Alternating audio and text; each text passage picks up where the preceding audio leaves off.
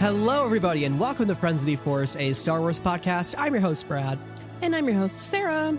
And this is Andor Candor, which is our deep dive discussion podcast series all about the world of Andor, the series Andor, everything Andor. We love Andor here on the pod. Yeah, specifically Cassian, but also Marva and Clem, everybody.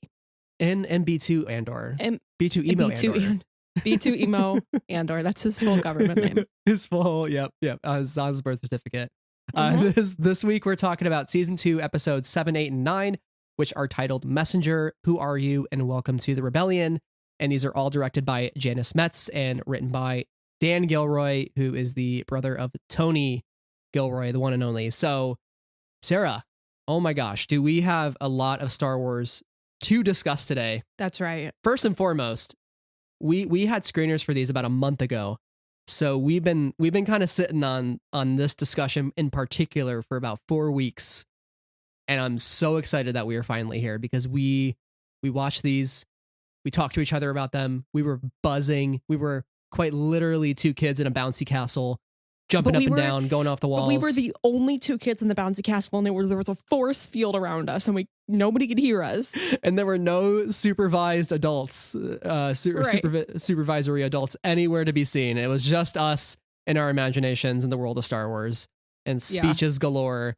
Which, let me tell you, oh my God, is both a blessing and a curse. You know, I'm very grateful to have received the screeners from Lucasfilm. Thank you, and have the opportunity to kind of prepare our coverage and prepare to talk about this and get a little bit of a head start on that. Tony Gilroy did say he apologized to the podcasters, so I appreciate, Disney and Lucasfilm's attempts to make that up to us. At the same time, when you're watching one of these things early and you don't have the episode titles, so you're going in with like no context or none of that 2-sentence description under it, that doesn't exist, and you also can talk about it with absolutely no one, and so we're so in a bouncy castle in a force field, on another planet. And so we've been practically bursting at the seams to talk about these episodes in particular. So learning the episode titles was exciting and surprising because episode 8 specifically, Who Are You, was like, I was gagged. I was like, oh, I cannot believe that this is what we just titled the episode. Dead in our tracks. It was so bold. Loved that. And then just seeing the reactions roll in on Tuesday night and seeing that everybody would, seemingly everybody was responding to these episodes as positively as we both did. Not that there was like a weight on my shoulders about these episodes. It was more like a can't wait until you get there. Just wait. And the fact that everybody's kind of like at that same level with us about them now is like really, really thrilling and exciting. And I'm glad we live in a post release of these episodes world because the 3 episode a week structure, there's been a lot of conversation about it, right? And I don't know about you, but I've gone back and forth on it, even as the episodes have been releasing to everybody.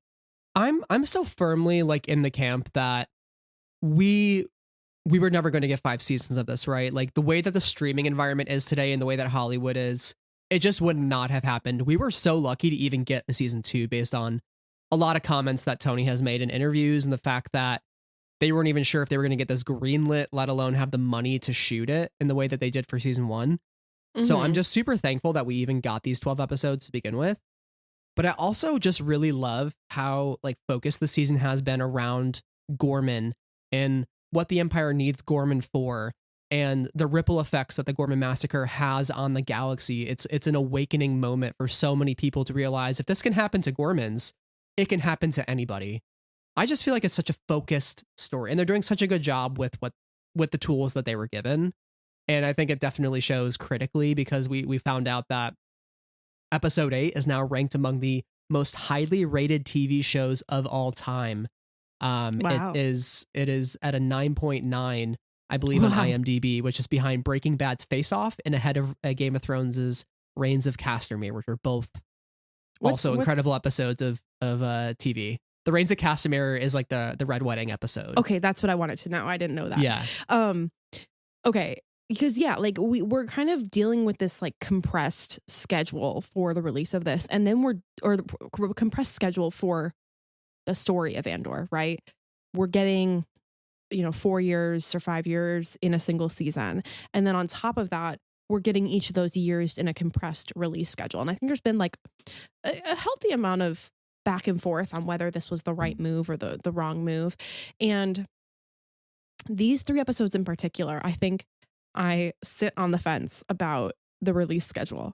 Because imagine if we had a week to sit with episode 7 and we could talk about the Force and Destiny and this Force healer. Imagine if we had a week to talk about episode 8 and specifically talk about the massacre and the genocide on Gorman, and talk about Cyril and Cassian, and talk about Rylance and everybody there, right? And then imagine if we had a week to just talk about Mon and her speech and her escape. And there's a part of me that like really yearns for that and really wishes that we get to sit in each of these moments, because all 3 of these episodes, I think, 7 is obviously the quietest of the 3, but all 3 of these episodes are huge and monumental, not just in the world of Star Wars, but I think in the way that we think about Star Wars within the world that we currently live. And I wish we had 3 weeks to really dig into that. So I feel bad condensing all 3 of these absolutely monumental episodes into a single episode of us talking about it, because we're not, yes, we've been sitting on these episodes for a while, but also we initially watched them about a month back. And since then, like the screeners kind of expire or whatever. So we haven't been able to necessarily go back and dig into them until they were released again. So it was like, get the emotional watch out. And then the next watch when they came out for everybody was, for me at least, the notes watch. So I've been sitting with the ideas, but I haven't necessarily been sitting with the specifics. And part of me wishes we got each a week for each of these for the specifics. I don't know if you feel the same or differently about that. I was thinking about it, and I actually would have really been interested in like a 1-2 release schedule. So like week 1, you get episode 7, and then week 2, you get 8, 9. Oh. And I actually think that would have been a really interesting format for this season, because I feel like even for the last arc, episode 4 was really a setup for 5 and 6. And then like, 1 kind of ends on the really fun cliffhanger. And so I would have been interested by that. I will say though, all of this releasing strategy is purely for Emmys, because purely for Emmys? When's purely the for cutoff? Emmys. So the deadline to apply is May 8th, and it has to have been presented between June 1st, 2024 and May 31st, 2025 to be considered for Emmy consideration this fall. So if you don't squeeze in that whole season, you're now going to, you lose the Genevieve O'Reilly potential for an Emmy nomination. And I think a legitimate case for an Emmy win after this stretch of episodes, as well as directing and writing and score. Like I really have a strong feeling, despite having to go up against like Severance and like White Lotus and a lot of these great big hitters, Andor is coming in hot, and they might have that kind of final season case to be made of like, it's not just the Emmy for season 2. It's kind of like, here's your Emmy for your achievements across like 2 different seasons, and we're just giving it to you for season 2.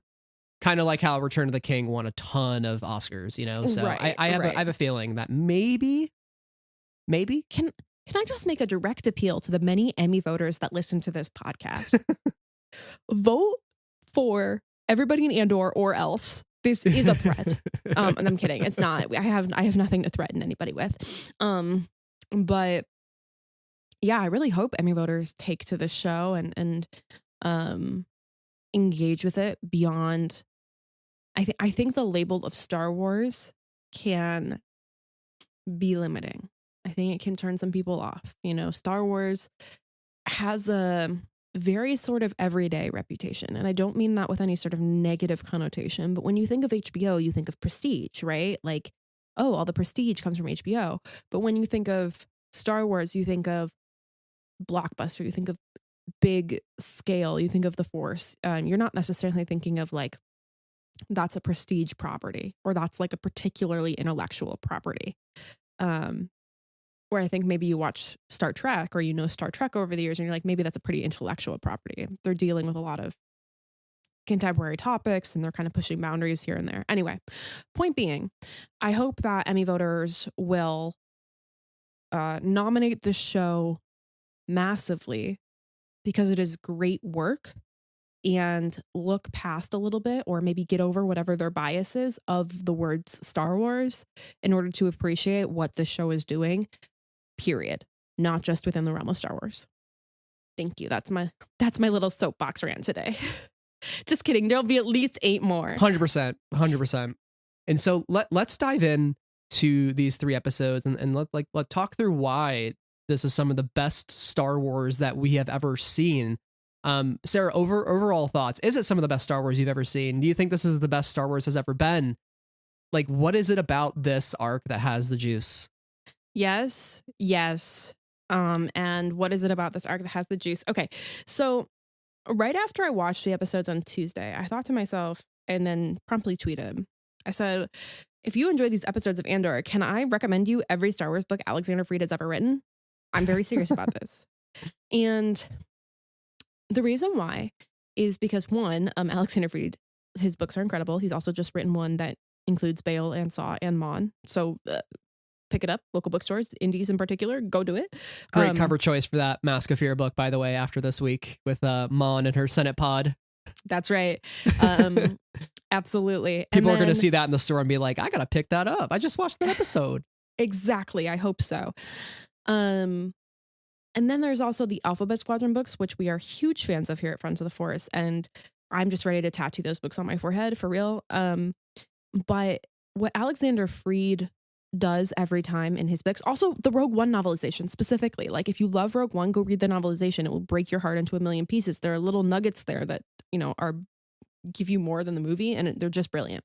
Anyway, point being, the thing that Alexander Freed gets to in his work is this like incredible level of specificity and granularity and texture. I say these words all the time. I'm sorry. You're probably like take a shot every time Sarah says the word texture. But like I was thinking that actually. Honestly, we could make a bingo card at this point. But he really, especially in the Alphabet Squadron trilogy, he really knows how to build up a character so specifically to the point where you know exactly what would make them break. And then he takes you to that point and makes the character jump off the cliff and like do the thing that's going to make them break. And you watch it and you're just like, I can't believe he's doing this to me. But it's so satisfying character wise because you're watching a character you know so well go through something that you know is going to change them. And I think that and like the world in his books is always so incredibly rich, like no word is spared. And I think the same thing about Andor. And that's why I think it's so great, is because it hits this level of specificity that I don't think Star Wars has ever gotten to before on screen. I think Star Wars often exists in these broad strokes and these archetypes and these narratives about our heroes and our villains. And I think the closest we got there before this was both Rogue One and The Last Jedi, because The Last Jedi kind of tore apart the idea of the true hero or the true villain, right? Rey nobody at that point, and Kylo Ren being my very favorite pathetic loser. He's not a big bad. Or Rogue One, we are dealing with everyday people.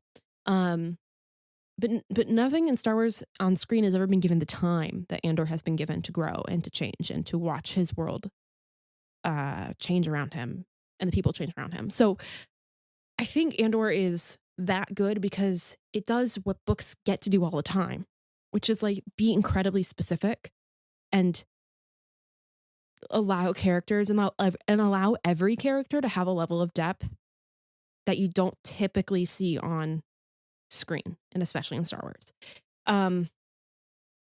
And for me personally, this is like, I know everybody is talking about episode 8 as the best episode of Star Wars, or the best kind of thing they've seen in Star Wars. And my thing on that is it's actually, for me, it's episode 9. I think episode 8 is like incredibly important and perfect.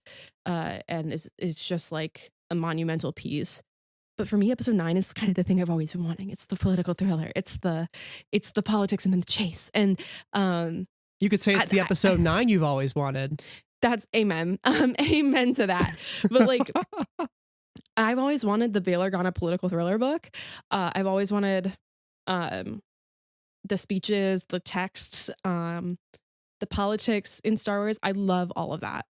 And to be getting this episode which with the speech is so good, and then the chase is so good, and to see the inside of the Senate is so good, and like ah, Yeah. These 3 episodes are electric, and despite them being so hard hitting emotionally and having to witness this genocide occur, witness the Gorman people suffer at the hands of an oppressive empire who have essentially laid the groundwork for a hostile takeover over many, many years at this point, and have instilled so much fear and propaganda into the public eye around Gorman that this can even be allowed to happen.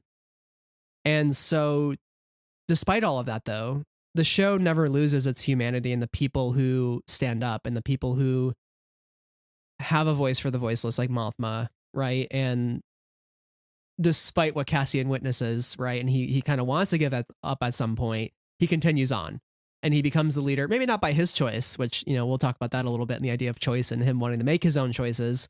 But I think him being a witness to these events is so critical for his character. Obviously, there's a lot of negative space in the in-between years that we don't get. But really, I think of this season as like, we are getting the slice of life for Cassian.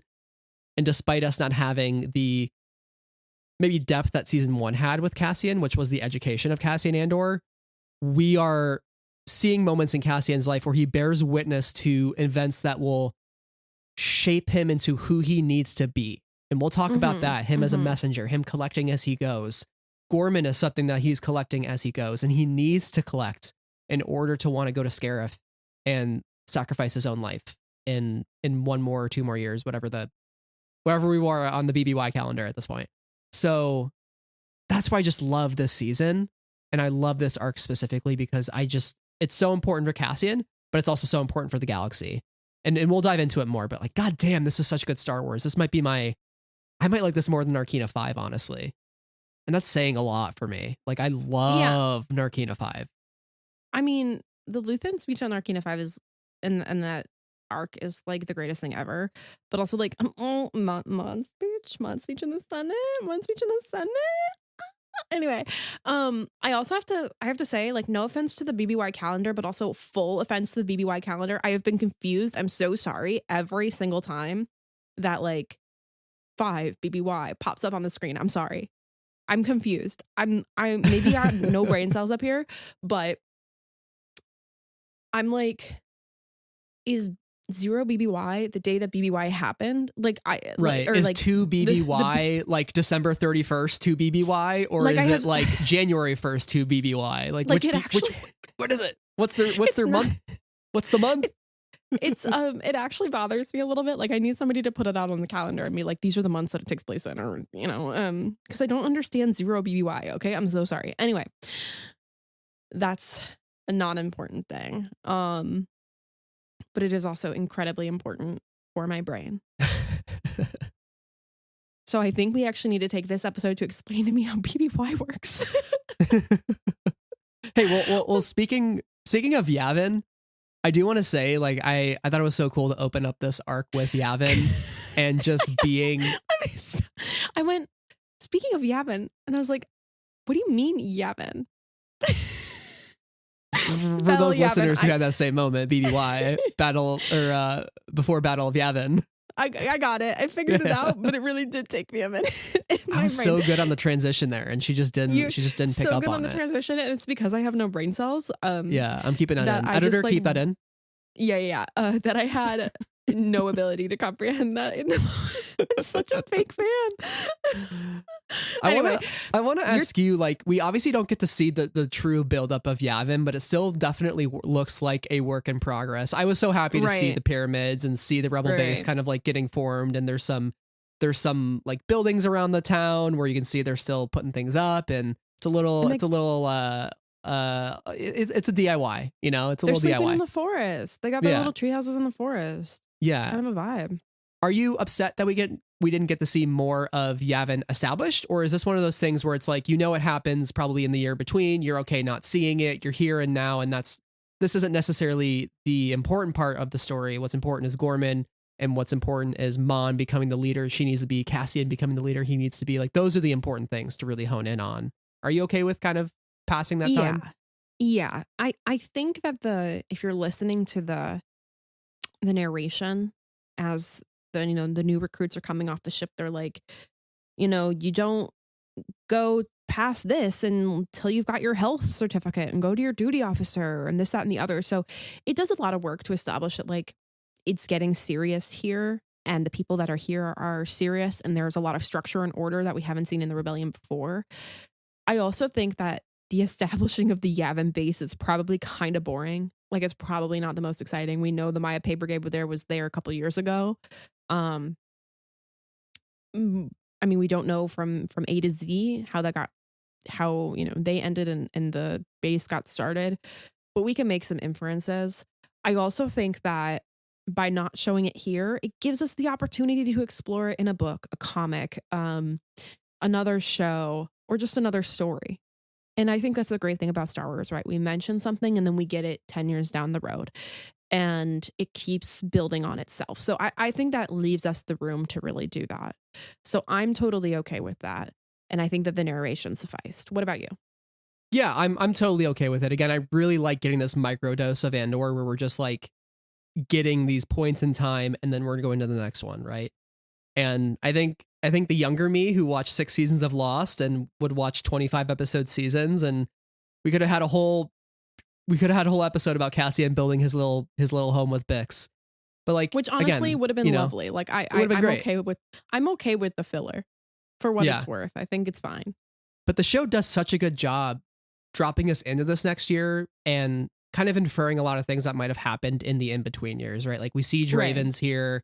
So we're like, okay, he joined at some point, right? And you kind of already know him from Rogue One, but if you don't know him, you get the sense that he is somebody he's a leader on this base and he's in charge and he's like talking down the Cassian, right?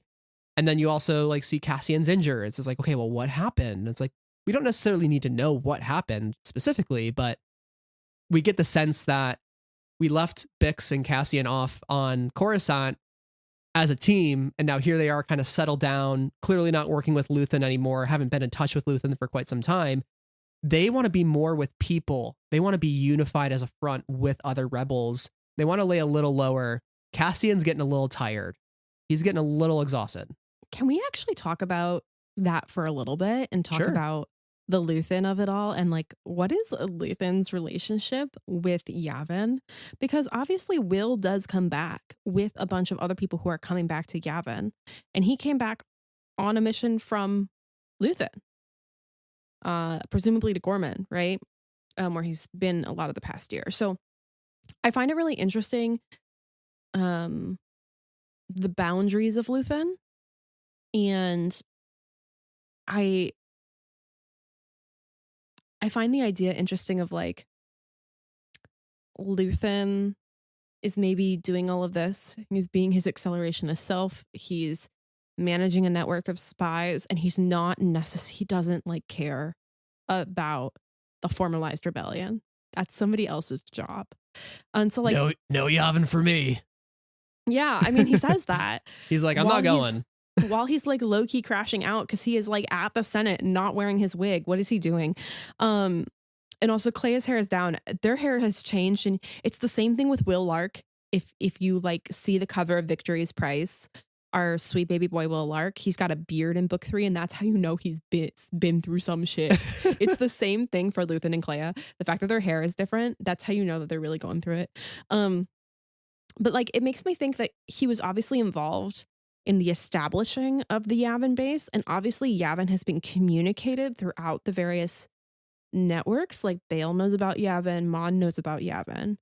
Does Draven have a relationship with Luthen too? That's a question. Yeah, that's what I'm wondering. Like Vel's living on Yavin, Cassian and Bix are living on Yavin, Will is living on Yavin. So a lot of people that are connected to Luthen quite intimately are on Yavin.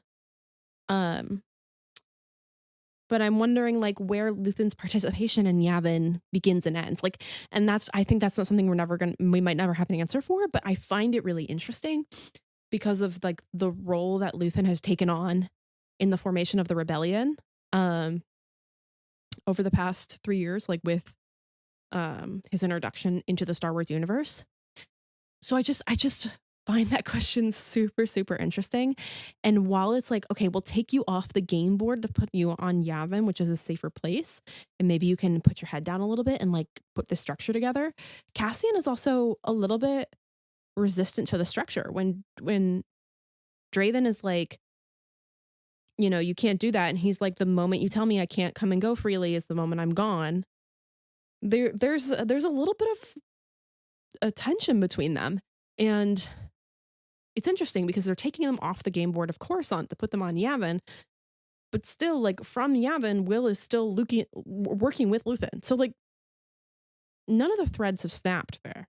Yeah. Yavin has like such a strict set of rules, even like when, like you said, Woman lands and they're like, you don't get your food until you check in with your officer. And and you have to have that kind of regimented thing. And even Vel, when she talks to Bix, which by the way, I love that was the first time we've ever seen them have a conversation, I believe, which is so cool. It literally does. I'm not that this is like a end all be all, but like, we are not passing the Bechdel test out here. They are talking about a man. I think we passed the Bechdel test at some point in the show. I believe. Certainly. But you know, she makes the comment like a little discipline could go a long way for Cassian, right?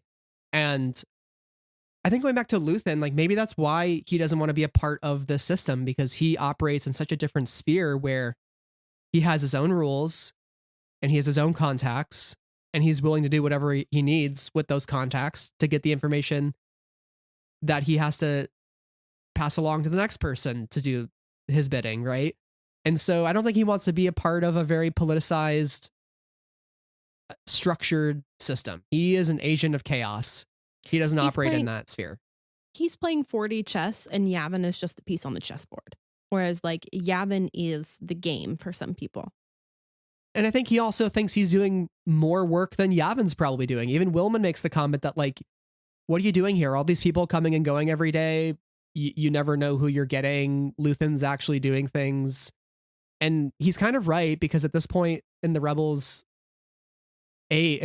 age, like they're just kind of laying low on Yavin, and they're going to be even scared to go to Scarif when the time does come. They're too worried because it's taken so long to build this. It's like, do we want to risk it all for this Imperial daughter, or the daughter of an Imperial who's giving us this information? So I don't know. They're in a little bit of a predicament, and I think the weight of responsibility for Cassian is starting to grow. That when I think the opportunity to go assassinate Daedra on Gorman is presented to him leaving to do that is as much of a revenge quest as it is maybe him wanting to run away from his problems a little bit, you know? Ooh, say more about that. He feels the responsibility looming. We know that he's close to getting promoted. Vel says so. He knows that as soon as that happens, right, he can't just be this sort of guy who can leave at a whim's notice on his U-Wing and go do what he wants. And Draven tells him the same. Like, this is not a place for privateers. You have to pledge your loyalty. Is he ready to pledge his loyalty? And because he loves Bix, and this is what he wants with Bix, is he ready to take that dive fully into the rebellion? Because once he pledges his loyalty, no offense to Bix, but like his loyalty to the rebellion as a leader, as somebody as people look up to him, as he leads soldiers, his loyalty to the rebellion has to come first above Bix, right? And this is the same problem he kind of ran into in episodes 4 through 6, where Luthen's like, you won't help Gorman, but you'll help Bix at any cost. Like, you gotta weigh these two things. And Bix starts to recognize that pattern of behavior to say, maybe I need to remove myself from the situation, because if I don't, he never will. He never will be willing to give me up, you know? Yeah. And that's sort of the tragedy in all this as well. But yeah, and it's interesting because he's also never someone that's settled down. Yes, they settled on Ferrix, but he got in trouble with the law. He's always run away. While he's always had, you know, a home base on Ferrix, I think his desire to find his sister and being a teen and all that stuff, like, didn't allow him to feel comfortable in the place where he was, if that makes sense. And so he's never like really kind of settled down. And I think he sees an opportunity to settle down with Bix because they're at this point in their relationship where it feels right. And at the same time, the idea of settling down for the rebellion is really scary because it means he has to. I think there's like, he's unafraid to commit to Bix, but he's afraid to commit to something bigger than himself.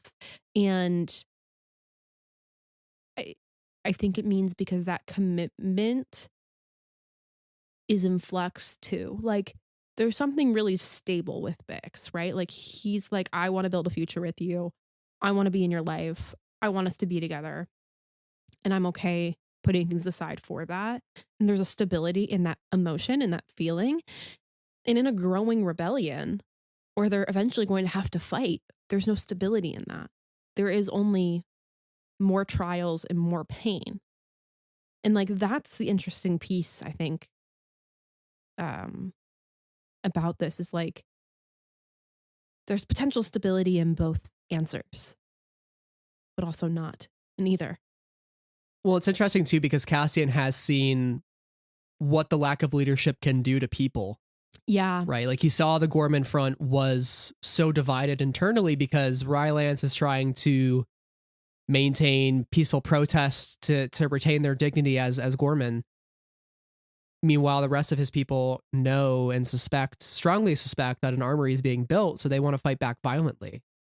And there's not really a unified message there. And then same with the Maya Pei Brigade, where there's so much infighting and Cassian sees that firsthand. Does Rogue One even happen if not for his leadership? If he can be that kind of unifying force to say, like, spies, saboteurs, assassins, like, we're with you, Jyn Erso. Like, does anybody come to Jyn Erso's side? No. They only come to Jyn Erso's side because he believes in Jyn Erso. And he rallies those people because those people believe in him. Without strong leadership, the rebellion's not going to survive. He is a leader. He needs to be a leader. You need to think like a leader, like Luthen tells him in episode 6. He's thinking like a thief. He's thinking like a soldier still. And so I think that's kind of the transformation of him in this arc, is to say, like, you don't want to think like a leader, Cassian? Bix tells him, I'm going to make you think like a leader because we have to win. And I could never forgive myself if you gave up now because of me. And that's why she has to leave, because she makes that sacrifice for the rebellion, you know? And that is just, I guess while we're here talking about it too, like, it's just so, that whole scene was just so tragic and so sad. And I don't know about you, but I was bawling my eyes out. You do when know all this about was me, going though. down. You do know about me. You know I was sobbing around the house when this happened.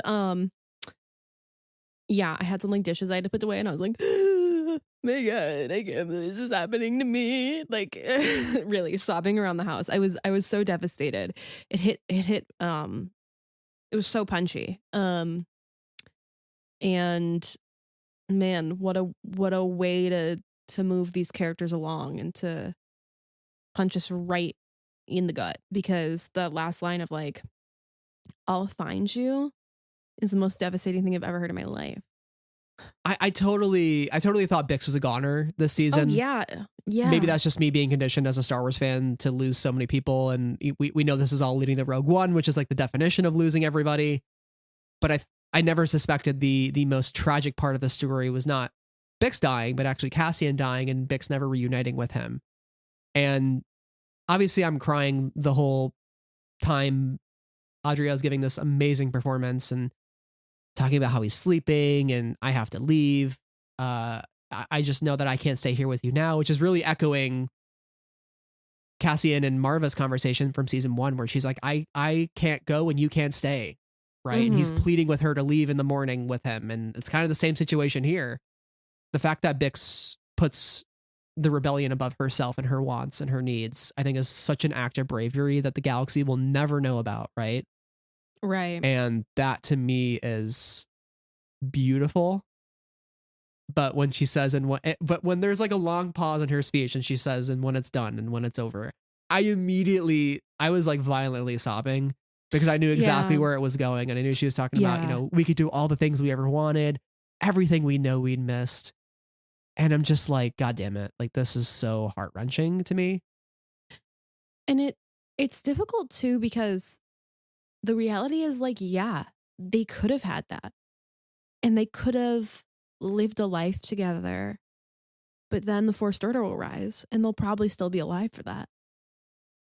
And like, that sucks too. And I'm not saying like, oh, it's better that they died or it's better that they split up or anything like that.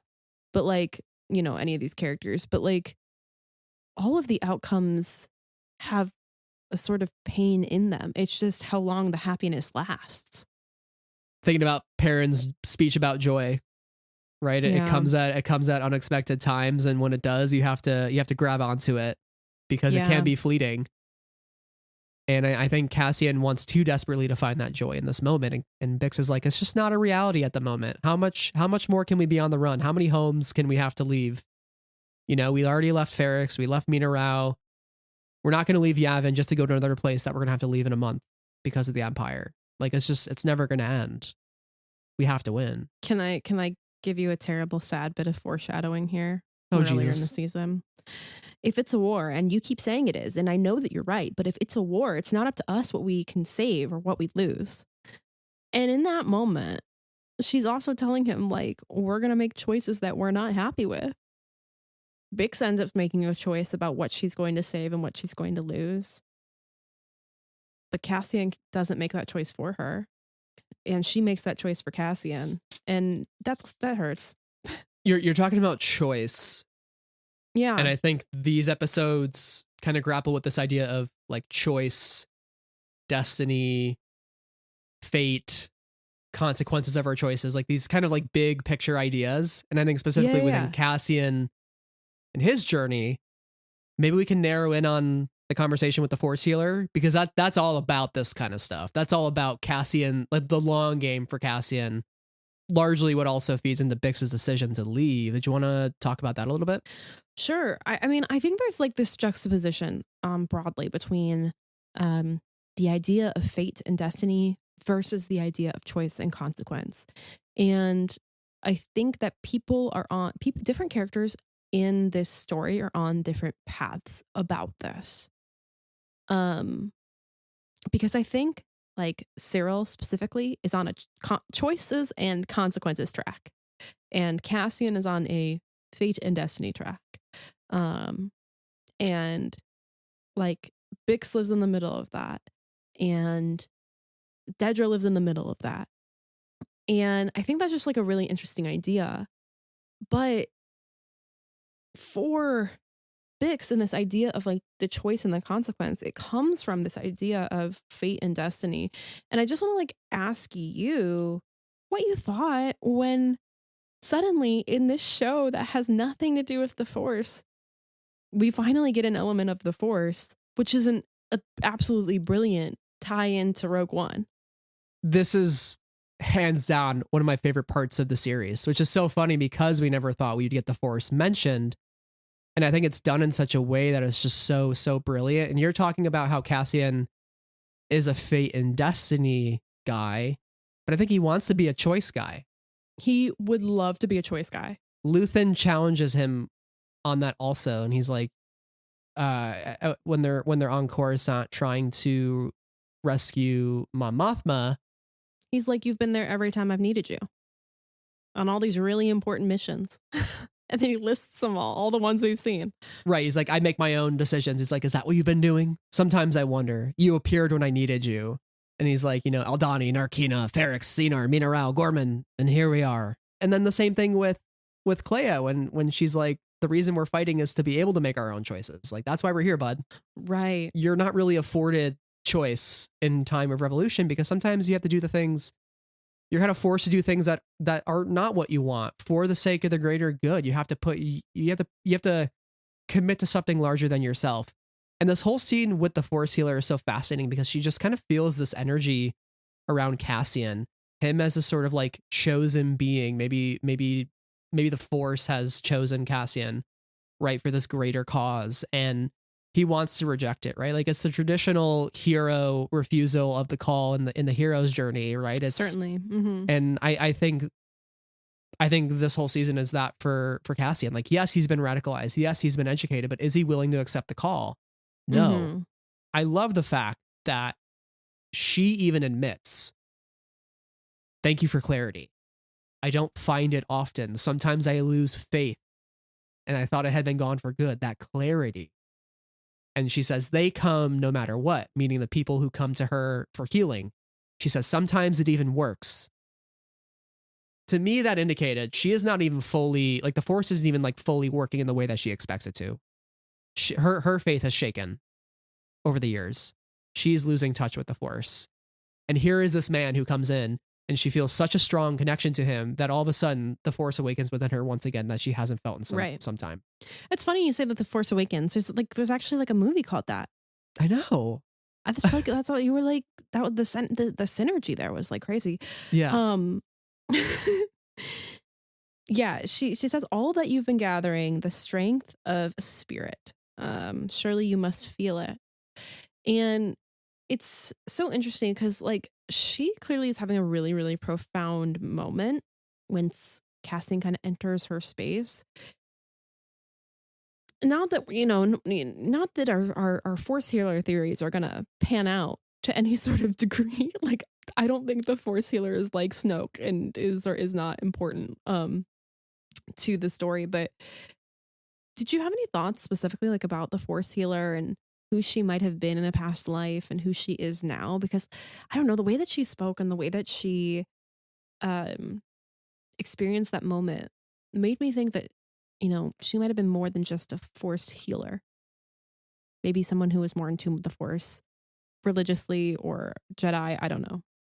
I immediately drew a parallel to Chirrut Imwe. Because she immediately senses Cassian. Likewise, Chirrut on Jeddah immediately senses Jyn. Right when Jin's walking through the city, she's no one special. Mm-hmm. She's just walking through. And what does Chirrut say to her? The strongest stars have hearts of Kyber. Why does he single her out? Is Jyn a messenger? Does Chirrut sense the same strength of spirit in Jyn as this Force healer on Yavin senses in Cassian?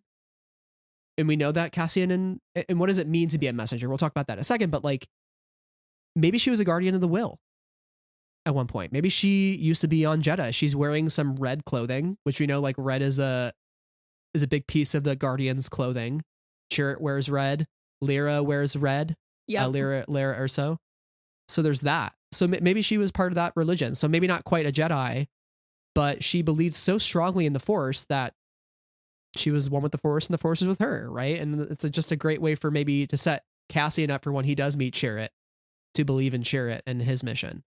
Yeah, I definitely think that she has been connected to the Force faithfully in the past, like through her faith. I don't think she was a warrior or anything, but like she's someone who I think has a lot of spirituality with the Force, which was just like really interesting to have a character like that on Yavin as well. Obviously having a Force healer provides some like material gain of like we can heal our people better when they get injured.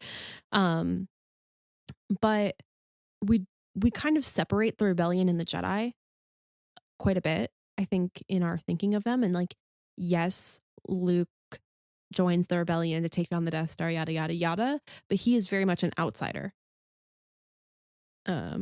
He was just going to go to Tashi Station to pick up some power converters, and somehow he's like the most important person in the entire galaxy. And I like the blurring of those lines a little bit more. Totally, because I think when you see Star Wars originally, like he's the only Jedi aside from Obi-Wan that's left. And it's like, that's not true. Now right, we know Force, that to not be true. And the Force is not something in that moment that is like accessible to everybody.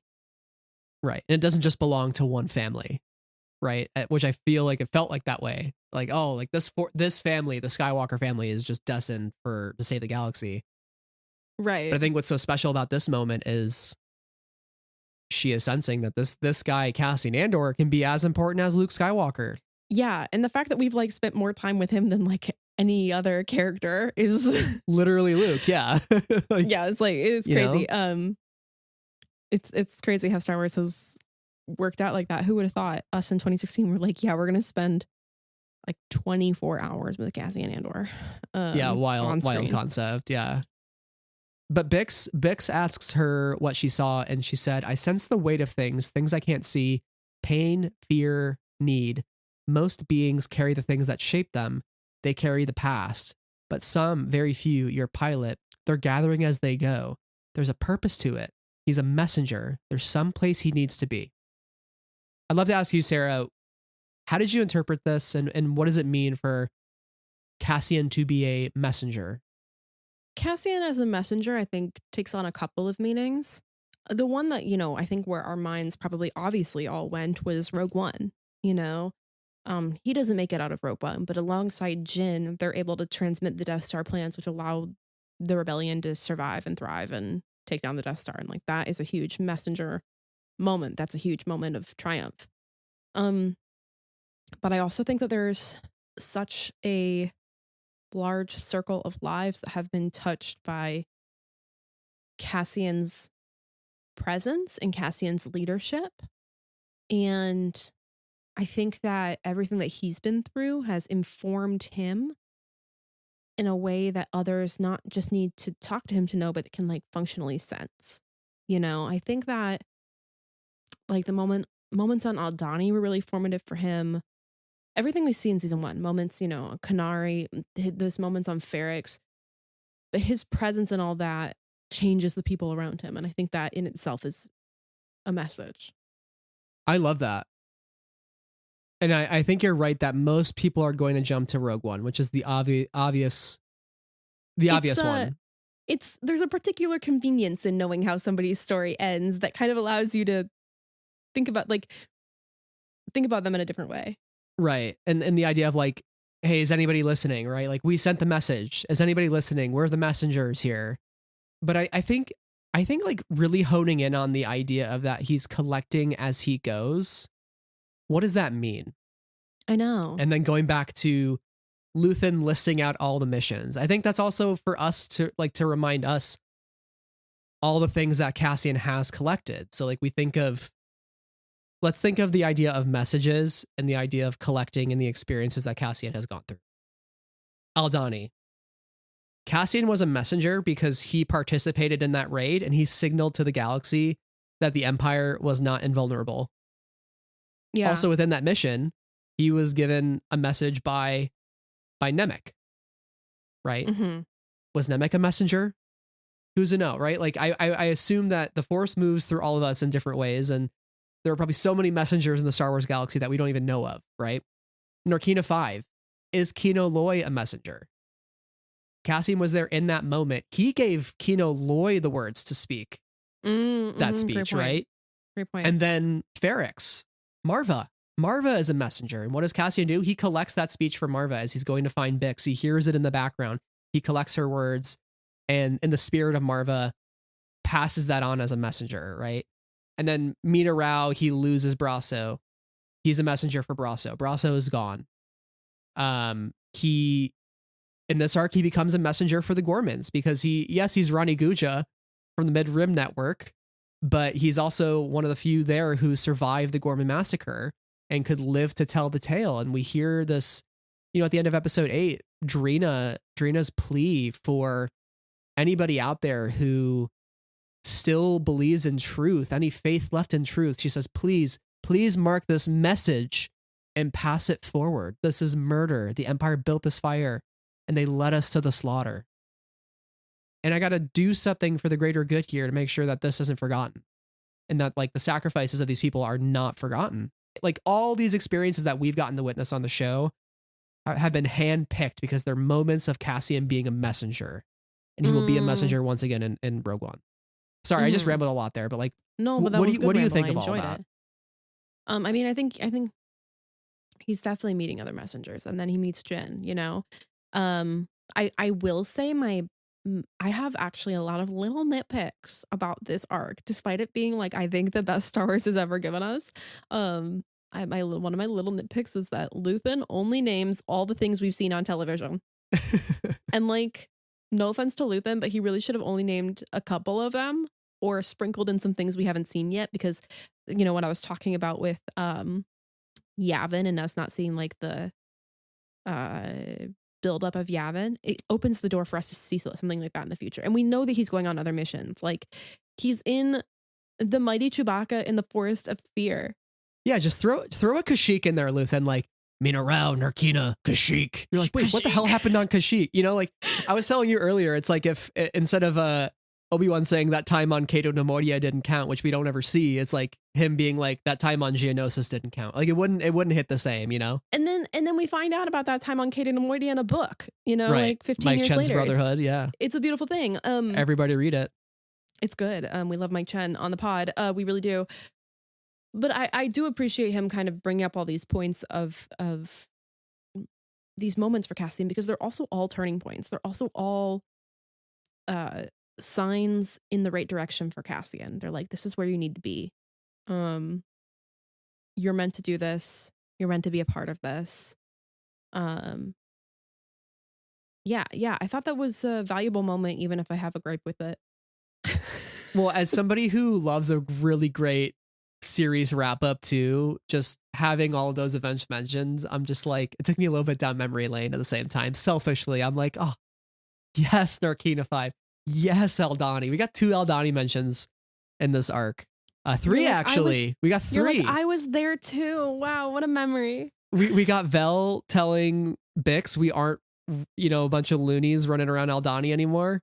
And then Cassian tells Mothma, like, Vel and I were the last survivors of the Aldani raid, which, by the way, was just wild to hear that statement. It implies a lot of things. Like, it implies, of course, that Cassian knows that Cinta died. It also implies that Mon knows about who was there. But like in season 1, they don't really talk about that very openly. So that's, she knows Vel was there, or at least suspects, I think. Oh yeah, but I don't think they don't ever say it explicitly.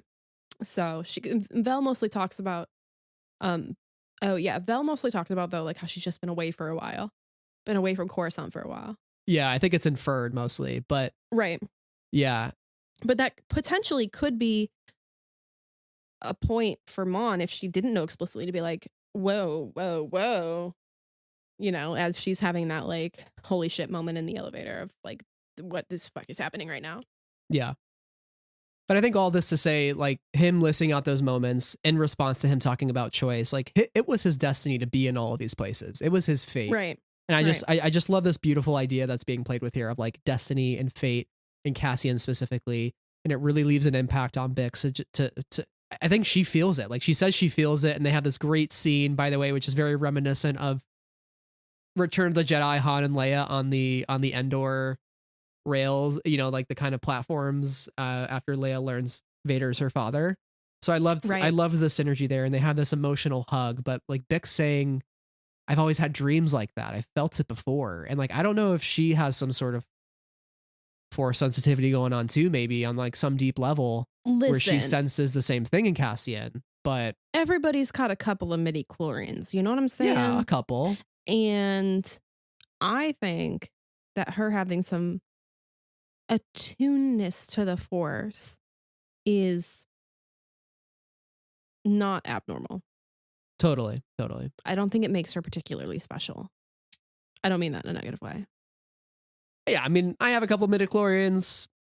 You have a couple midichlorians. It's all good here. We're just trying our best. And our midichlorian, our low M count. We got low M counts. Don't make fun of me. Everybody tag him on Twitter and make fun of him just a little bit. Well, we spent some time talking about like kind of Cassian's journey. Again, like his role in Yavin, the departure of Bix and what it means. Let's move to Gorman. Because Gorman is really the centerpiece of this arc. Why don't you take us over to the world of Gorman and kind of immerse us in what's happening there, tying in some of these ideas that we're talking about. Right. So we know as viewers where we're headed. If you watch the trailers or if you've watched Rebels and you've, just had a keen eye on where we're going this season, is all roads lead to Gorman Massacre. We know it needs to happen in the canon, and we know we're going to get this moment. So there's a certain destiny to that in sense of like, we know what needs to happen here. But before we kind of talk about specifically the Gorman people, the Gorman Massacre, and then the consequences with Mon and the galaxy, I kind of want to hone in and stay character focused on the choices and consequences that we're getting from specifically our imperial friends, my favorite sicko parents, Dedra and specifically Cyril, because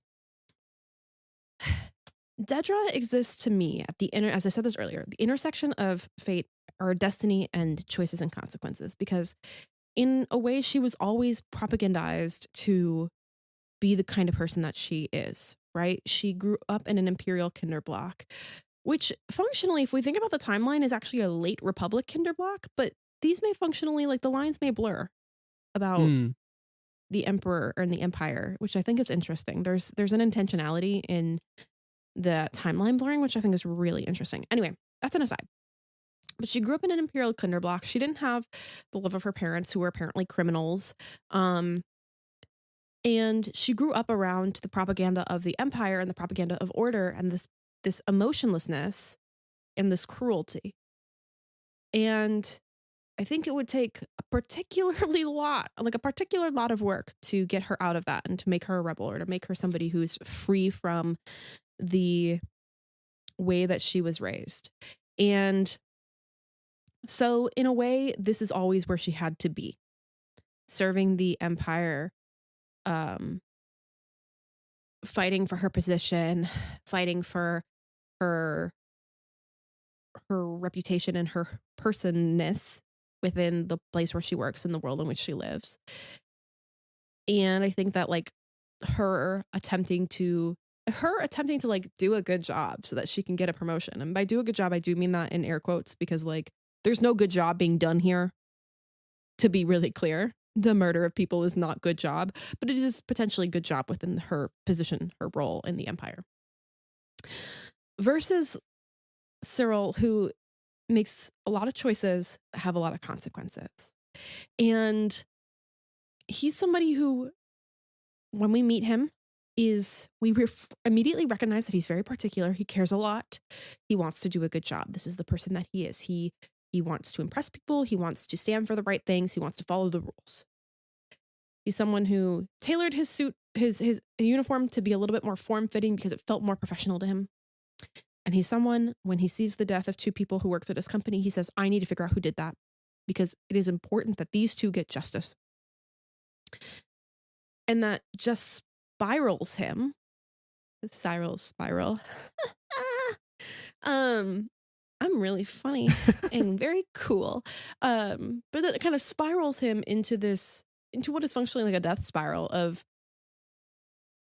making choices for what he believes to be truth and justice, but is really serving the empire. And so when we get here to Gorman and we get to this point where his world falls apart, he realizes he's made a lot of choices that have actively harmed other people. And now he's living literally in the middle of the plaza on Palmo, in the consequences of what he has done. And yes, he was lied to. But he was blinded by his own pursuit of truth and justice, that he failed to see that he was serving something truly evil. And to me, that is like the epitome of choice and consequence. Yeah, totally. I think episode 8 is entirely about this concept. And like, let's start with Daedra, because I think something that really stuck out to me was how much she's losing control of the situation, right? Like, it was given to her as a promotion, Gorman. A promotion, quote unquote. Is it a promotion? Right. Like, at least that's what Partagaz tells her. And she even came up with this whole idea of you need a reliable Gorman insurgency that does the wrong thing. Like, this was her idea from the get-go. In the moments that we start seeing her talk with Partagaz is just tired. He's like, I don't really care anymore. I'm sending in Kaido. He's a crisis specialist. He's going to deal with it, right? That to me signals that he no longer trusts Daedra to finish the job. She's obviously losing her cool. You think and, so? Yeah, and like this whole time, right? She's motivated by getting this right so that her and Cyril can be rewarded. Like, she tells him in the moment he finds out, we're going to be recognized as heroes here. We did this. We helped this happen. This is huge for the ISB's relationship with the Emperor, and we're going to reap the rewards for it. Like, she is very driven personally by this, whereas Cyril is driven by Law and Order, and to realize the words he's been passing on to her have been used against his version of Law and Order is like crushing to him. Yeah. And I think for Dedra too, like, she didn't want Gorman, and being on the Gorman task meant that it took her away from Axis, which is her real interest. And I also think that her, quote unquote, succeeding on Gorman maybe means that she feels like she'll have the ability to go back to Axis after this and have the ability to like go back to Coruscant, pursue the project she really wants. And I think that, like, to me, the conversations around the beginning of the season when Partagaz is like, I know you don't see this as a promotion, but think of it as a promotion. And also, like, he called you personally, Krennic called you personally. But also, like, there needs to be a fall guy. She failed on Ferrix. Like, 100%. I don't know about you, but I always kind of thought that from the beginning, she was chosen to be the fall guy because her reputation is already poor. And like, she's a woman. Let's be real. Yeah. Like, she is somebody who has struggled so much within the ISB to say anything at these meetings. Right. We even see, I think it's in this arc or their last one, where like Lonnie says something kind of along the same lines as like Dedra might have in a meeting. And Partagaz is like, thank you for reminding us how things are run around here. Oh, yeah. Whereas if Dedra said those same things last season, he would have been challenging her left and right for like 5 minutes. Right. And the whole meeting room at the beginning of the season, I'm pretty sure, is like mostly full of men. I think she's the only woman there, she's right? the only woman in that room. Yeah. Right. So of course they make her the fall guy because she lives in a patriarchal galaxy still. Yeah, she's an easy choice for this because she has just failed, on Ferrix, and so her reputation's kind of poor. She's expendable in that way. She's also a woman, and she's had a lot of gender-related challenges in the workplace thus far. And we know consistently, like, throughout the Empire, that like the Empire is primarily human and primarily male. And it gets more and more that as the Empire continues to build. So that's interesting. But also, because of her recent failure, she's not in a position to say no. I don't want this job because Krennic is her superior. This is also like top secret. So who is she going to report it to if she doesn't want this job or she feels like something is going wrong here? Like, there's no one to do that to, because literally at the beginning, Krennic is like, you can't tell anybody. Literally no one. If you're not in this room, then nothing happened, And so I think that's a really interesting piece of it as well. To me, she always seemed like the fall guy. And no matter the galactic outcome, that she would take the hit. If it was like, okay, it was successful, there's a potential to be like, well, you killed too many civilians. Or like, if it's not successful, then like, how dare you fail the mission? I don't think there's any real way for her to win and be promoted, even though she thinks there is.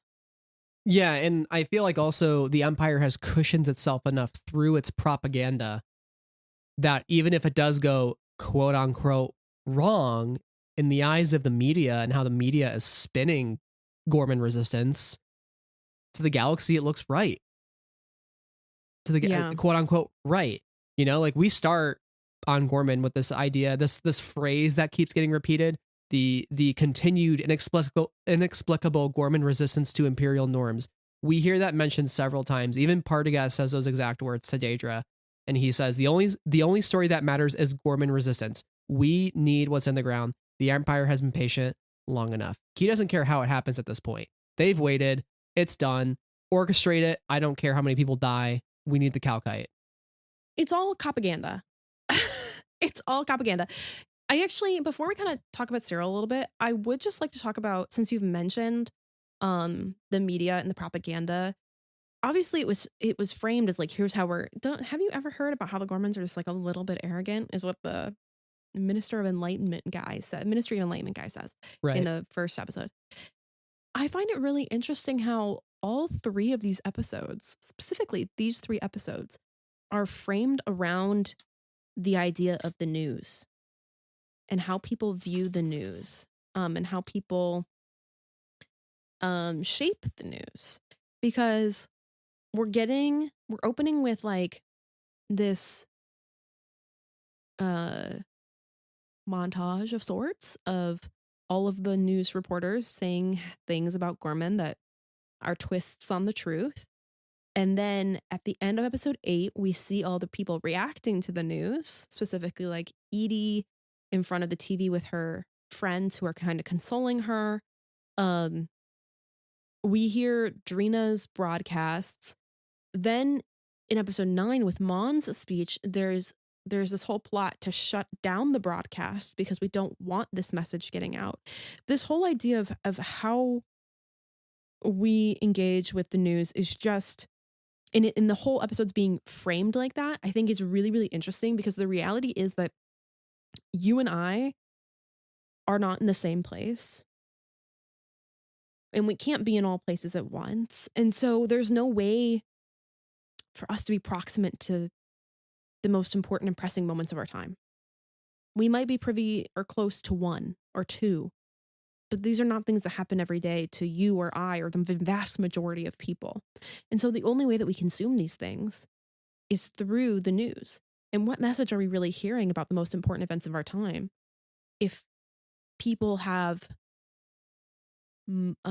monetary or political agendas to have us believe in a certain way about an idea or about something that's happening?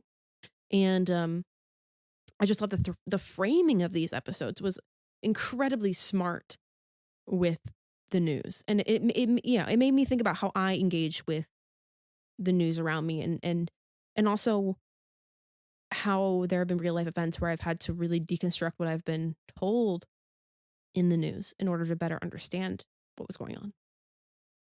On that note too, like the news is being spun in a very pro-Empire way, like talking about the fact that the Imperial casualties that have been lost because of the terrorism strikes in Gorman, which we know are definitely terrorism strikes orchestrated by the Empire to write the narrative, right? Right, absolutely. And episode 8 ending with Edie watching the TV, like you mentioned, but the talking about the fallen heroes beginning their final journey home, questions asking about how an insurrection could be mounted with the aid and support of outside rebel resistance. The Imperial martyrs of Gorman will be mourned. We're sure to learn a great deal more about what happened here and the price we'll pay for our own safety. And I wrote that down. The price we'll pay for our own safety. I really want to talk about Serial, but I also want to talk about this. Yeah, no, I'm not quite ready for Serial because I think we have a couple. Okay, we're on a moment. The Imperial martyrs, right? Like focusing on the Imperial martyrs, not all the Gormans who've been killed, because they were bad, and obviously. You know, as we think of genocide and genocides happening in our own worlds, Bale makes this quote: "The winner writes the story," and Mon says, "Well, they haven't won yet. We need to speak out," right? And I think not only like the winner writes the story, but the group or the country with the most influence and the most resources and the most the greatest ability to inflict harm and damage writes the story. They control the narrative, right? And so we see a genocide in our own world happening in Gaza. Mm-hmm. You have politicians saying, well, they have a right to defend themselves. And it's like, there's no justified response in any situation to genocide. Genocide is just not okay. Like, it's just that simple, right? Like, you just have to know as a human being, it's not okay to commit a genocide. You know, it's not okay for the Empire here to commit a genocide. Like, no matter what type of Gorman, no matter how hard the Gormans have been resisting to Imperial norms, like, no matter what they're sitting on top of, there's no excuse for it. And to watch it happen, and for Mon to call it what it is, a genocide in the Senate, right, when so many of our politicians are even afraid to call what's happening in Gaza a genocide, right? Like, it's just it's so evident to draw the comparison between Gorman and Gaza and Palestine. Like, it's so clear as day to me, and not just that genocide, but any genocide that's ever happened, any genocide that could happen in the future. I think this is why this arc in particular, and just like the story of Andor, is so important, because like this will apply to any point in our history, right? Going backward or going forward. And it's not just like violence to the severity level of genocides. I saw a great tweet that was talking, you know, a lot of people moved to Gaza or thought about Gaza when this, but I thought about the BLM protests, and I apologize that I don't have the handle of off the top of my head at this moment, but you know, the parallels are there too. This idea that we see in police, like everyday policing, of kettling, and also of inciting violence.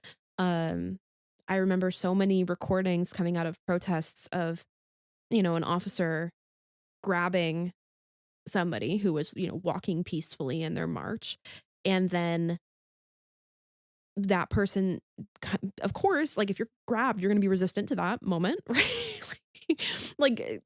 Brain. But like, and then the violence escalating from there, and then the cops kicking and hitting that person who at that point is not making any sort of resistance, but it causing a larger conflict because, you know, the cop grabs somebody. And that's what happens. Like, right. Like, why are you resisting arrest as I'm kicking you in the chest? Well, I'm flinching because you're kicking me in the chest. So right. Exactly that. We see that so often in just everyday policing. And then also, like, if you just think about the instigation of the massacre on Gorman and how the Imperial sniper shot the Imperial guard to start and said, oh, it was the Gormans, this is what justifies our violence. They were willing to sacrifice one of their own people in order to make this happen. And they also, like, they were like, it's sad, right? They were younger soldiers too. And I think that was part of the strategy, was like, let's get people in here who will panic. Yep. That was entirely it. Because these are not people who are ready to kill innocent civilians, but the moment they go in the self-defense mode, they will be.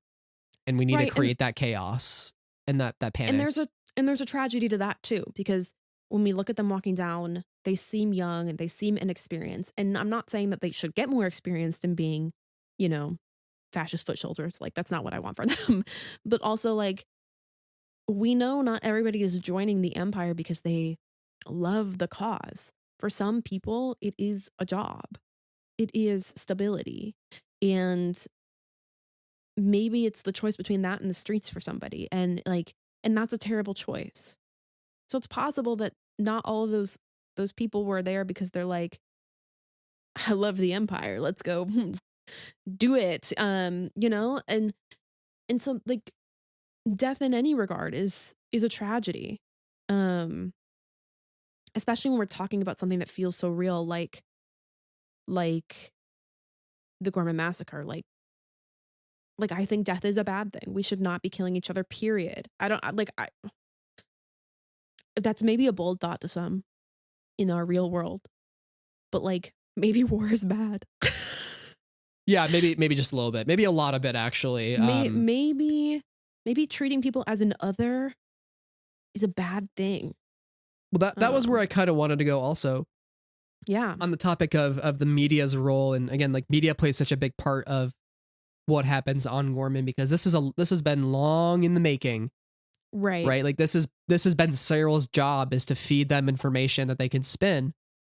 Not only is the media's coverage of the Gorman massacre and like calling it an insurrection when it is a genocide, but it's also like you said, the othering of the Gormans, right?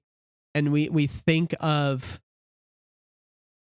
the media's role in our own world of how we have othered marginalized groups to instill fear, right? And that is the tool of fascism, is to divide people. It's to inspire fear of the other.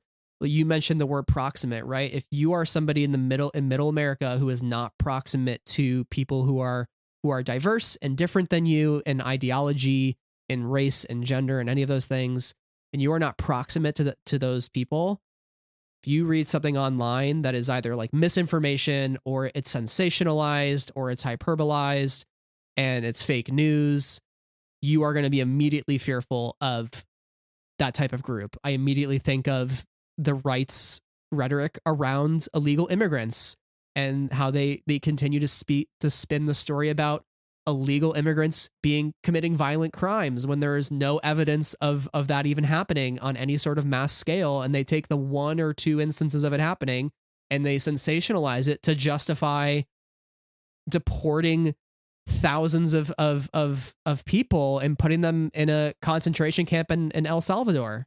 How, like, and that's the justification for it, is the othering. It's the fear. And for somebody who's not in the know, or somebody like Edie Karn who watches that story on TV, they're going to buy into it and they're going to say, yeah, maybe this is okay to do this, when it's not. It's never okay to do this. It's never okay. And it pisses me off. Sorry, I'm getting heated.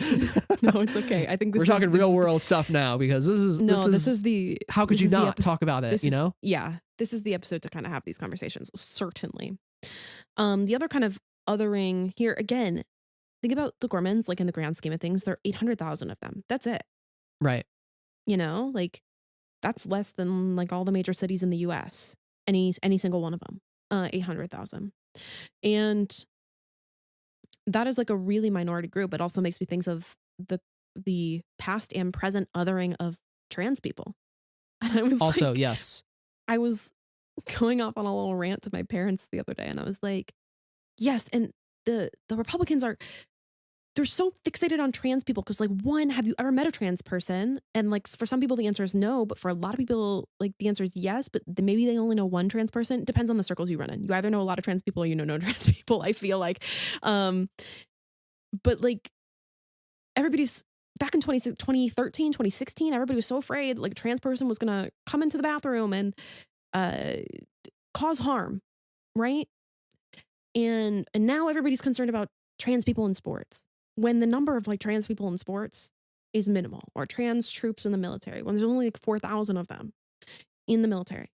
And it was just like an incredible thing of like, every trans person I've ever met has been a person who is just trying to live their life authentically, just like you or me.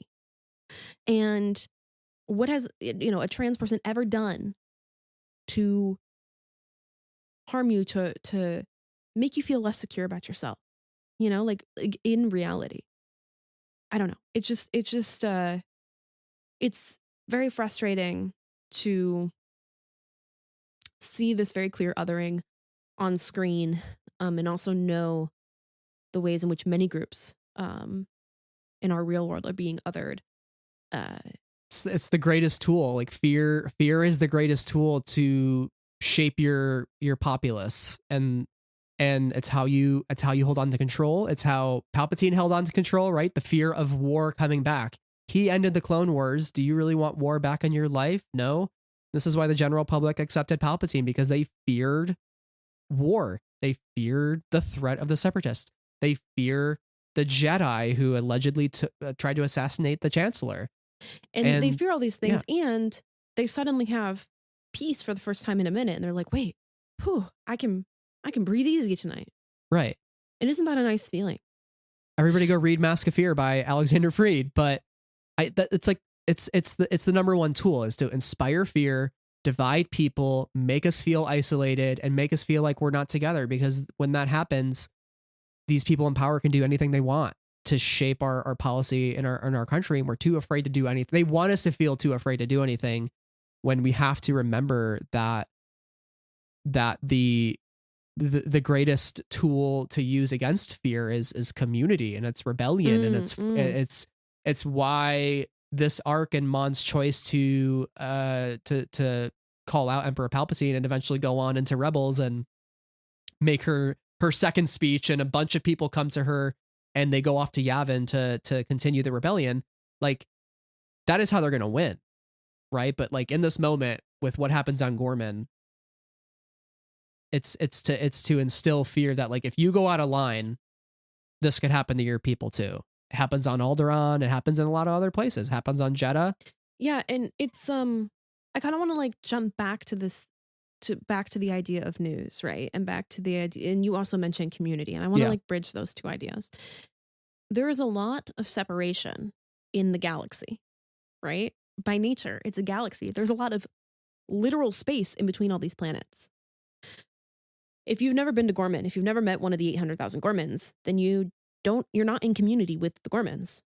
And you maybe don't understand their life, or what their city looks like, or the pride they have in their work. And then, you know, if you live on Coruscant, you could probably walk all the way around Coruscant, and it would take you a really long time, and you'd only ever be in a city. So there's a particular isolation to the galaxy because every world is so radically different from one another and not everybody travels. And I think so you rely on the news for the information about the things that you don't see and you don't understand.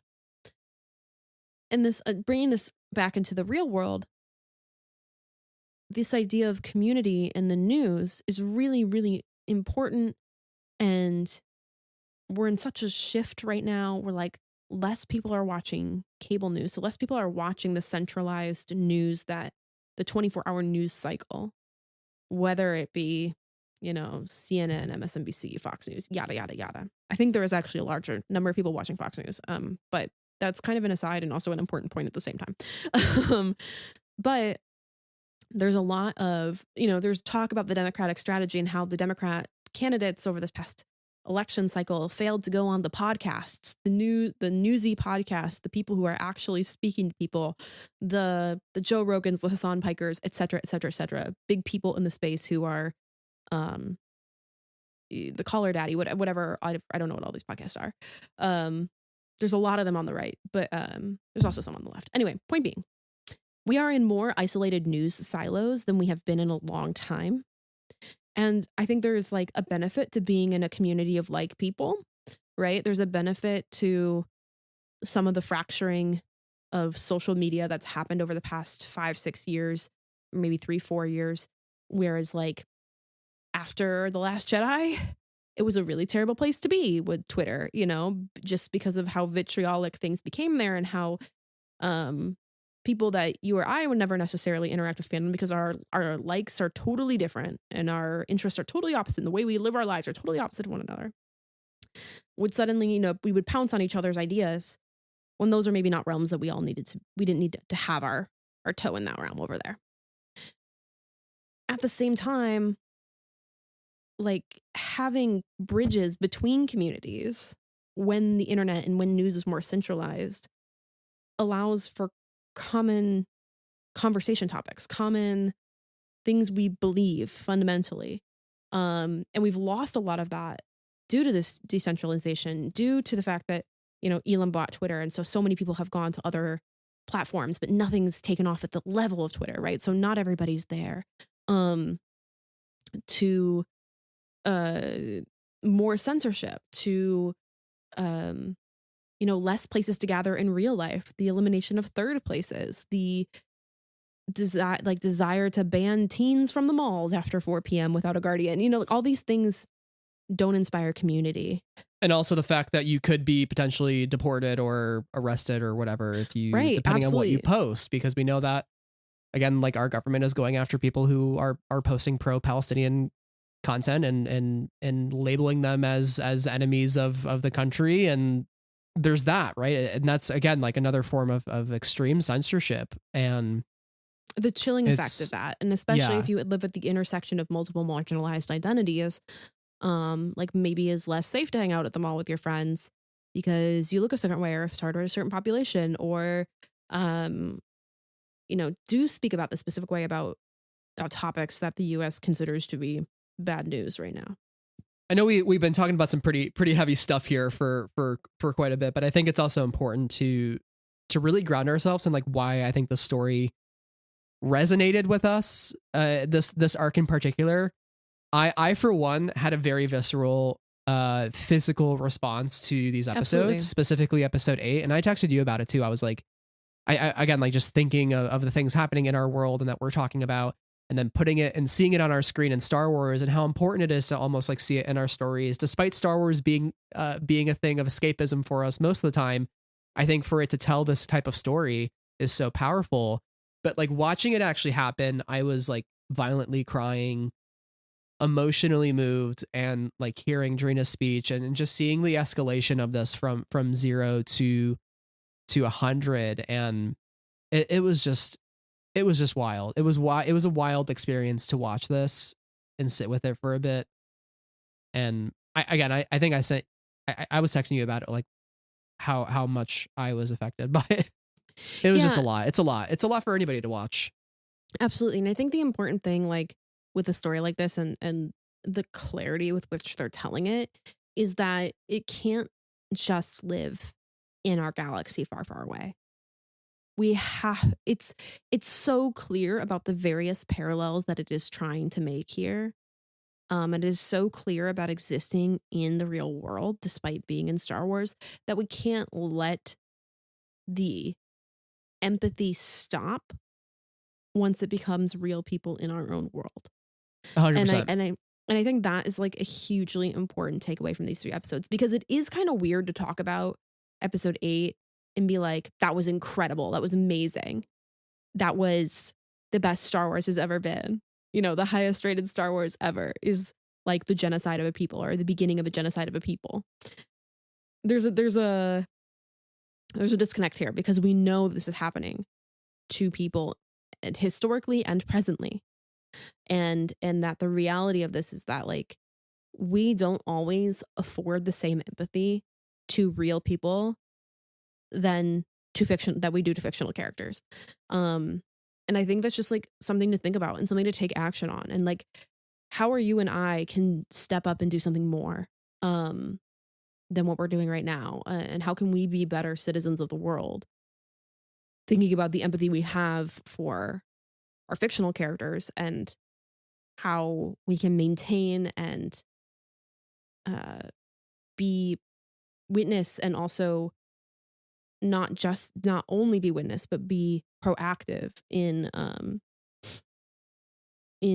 assistance. You know, it's to the best of any of our abilities far away from maybe the things that are happening far away. So I don't know, that's just like an idea that I'm left with when we think about how real these episodes felt, and we absolutely can talk about like how the craft is so good is what makes it so effective, and how the storytelling is so good that makes it so effective. But I'm glad we've taken the time to also talk a bit about what it means for us, not as Star Wars fans, but as citizens in the world, and ensuring that we like draw parallels a bit, because I think we would fail in a conversation about these episodes if we chose not to, for sure. Yeah, definitely. And I want to talk about the craft, but jumping back to, I know we were talking a little bit about Daedra and Cyril here, and to sort of like wrap up we their really arc. Went in a different direction, but that's okay, because it's. But it was okay. I wanted to. We're doing yeah. good. Yeah. Yeah. This is the time to talk about it. I think going back to like the escalation of violence and Daedra specifically like giving the order actually to proceed with the massacre, I thought was interesting, because you know the Gormans show up and they're kind of arguing in episode 7 about like what method by which they'll fight, right? And so Lazine kind of showing up here and saying like, listen, like some of us want to be violent. Rylands wants to maintain peace and peaceful protest. And he says that we have to remember that we are Gore. Look at what they've done to us, poisoned us, as if they're in here laughing at us. We are the Gore. If they take that from us, then what is worth saving, right? And so they show up to this. They show up to protest, and Lazine noticing people passing around like Molotov cocktails, essentially the Star Wars version of that. And that's at that point he takes off his hat and he starts singing the Gore national anthem, which we learned was actually created by Tony Gilroy and Nicholas Pertel. And this is very like the most Nicholas Pertel kind of like soundscape of an Andor episode. Yes, it's the Ferrix march, it's the One Way Out, it's the Aldani chanting, like it's all of it.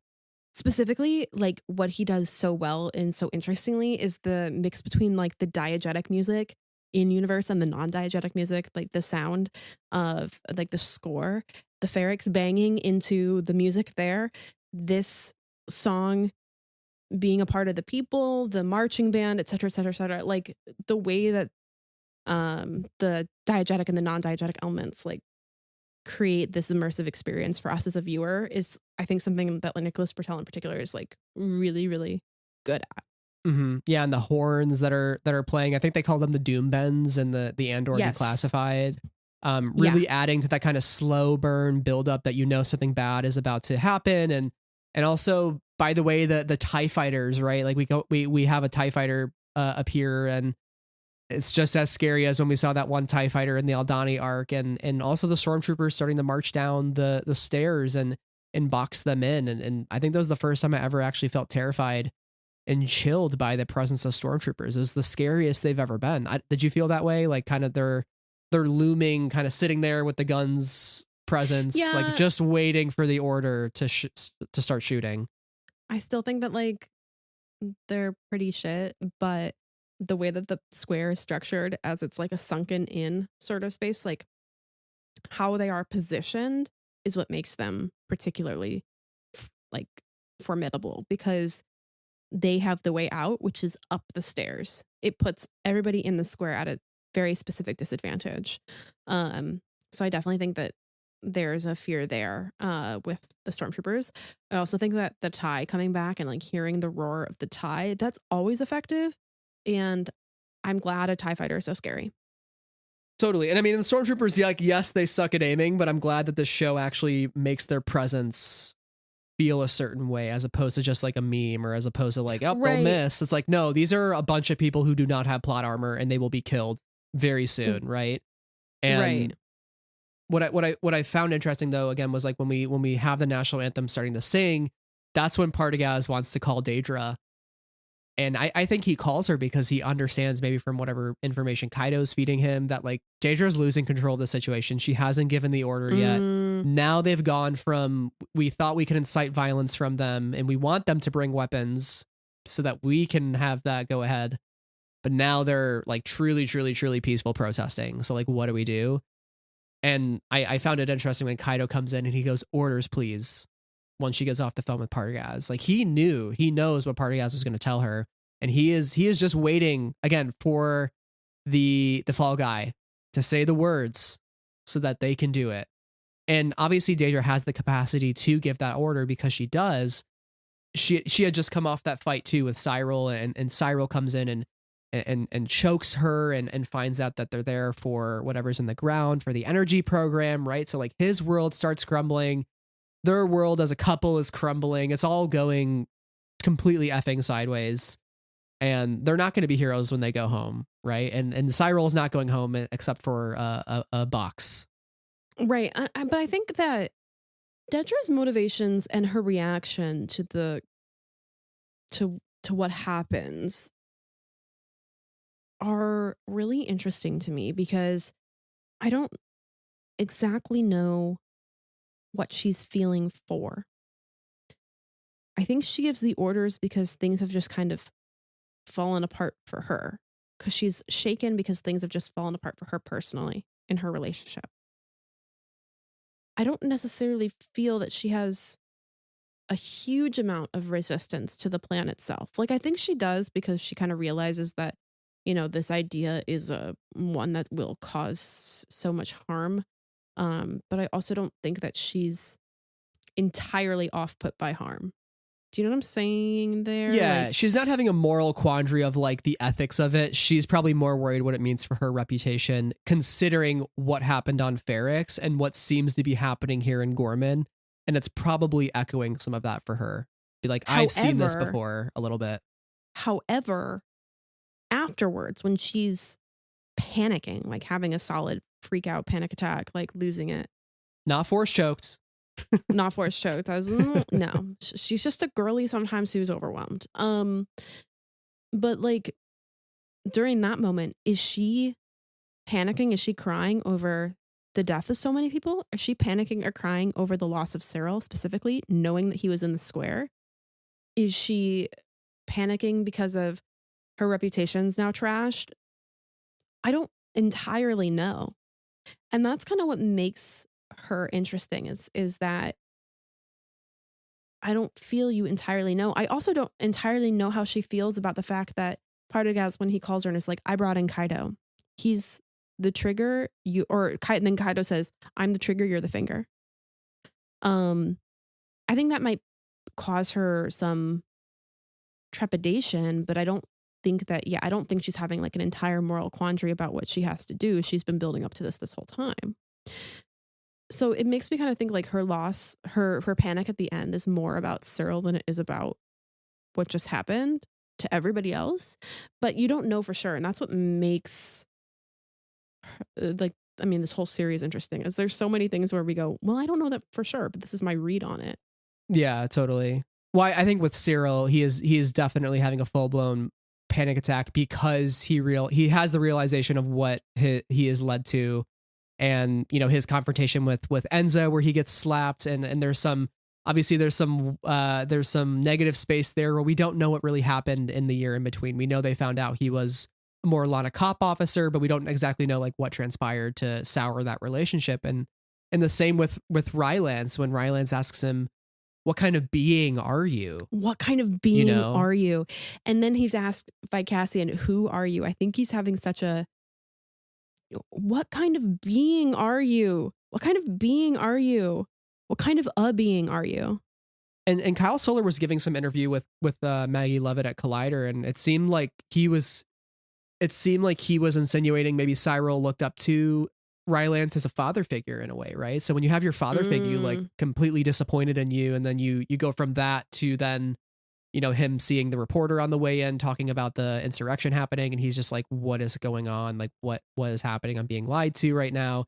And then for his one romantic connection that he's probably ever had in his life to then kind of give him that same betrayal, that same complete 180, and then him going outside and kind of that slow-mo shot of him, which like Kyle Soller is just giving such a good performance here. And then at his lowest point in his life, looking across and seeing the man who put him on this path, and not saying it's Cassian's fault, his obsession, his unhealthy obsession with Cassian Andor put him on this path. But this is the man who killed the Morlana cops. Here he is, Cassian Andor. Like, of course he's here. Why wouldn't he be here? Yeah. And then he's like, oh, I must do truth and justice for this thing that has been bothering me for years. Yeah. So I guess we've gone all the way around the bend and made it back to Cyril. Great work, us. Go team. I think what's wild though is like this is the first time he has seen Cassian since Ferrix. Yeah, but this is the first time. Oh no, they've come together one time before, but yeah, Cassian has a gun to his head. Yeah, it's such a moment because I'm gonna jump back from Cassian just a little bit to talk about like the shattering of his world a little bit. Like sure. I've already talked about it a little bit, but I think that we've always I think we've always been Cyril Demptioners as people who are Demptioners of I'd say most. We're pro Demption. Pro adding Demption. We also just love Kyle. Kyle, yeah, we do. There's no actual reason for that. We just are big Kyle Soller fans. He's just got a vibe, and we're just like, you're a cool guy. We're on the same frequency as Kyle Soller. That's right. He's the man. He's great. I think that we've always kind of wanted something more for Cyril. And what's so interesting is in that moment, and also in the moment after he says, who are you? And you can see the gears turning in his head. Like as he's standing in the square, you see the gears turning in his head.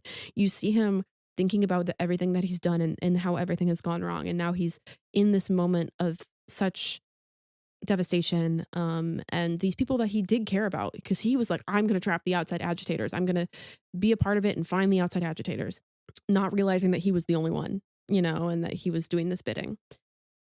But it's so interesting to like see him start to consider the consequences of his actions and start to consider the fact that he's been played, because there's like a lot of shame in that, right? Like the shame that he's been taken advantage of and manipulated.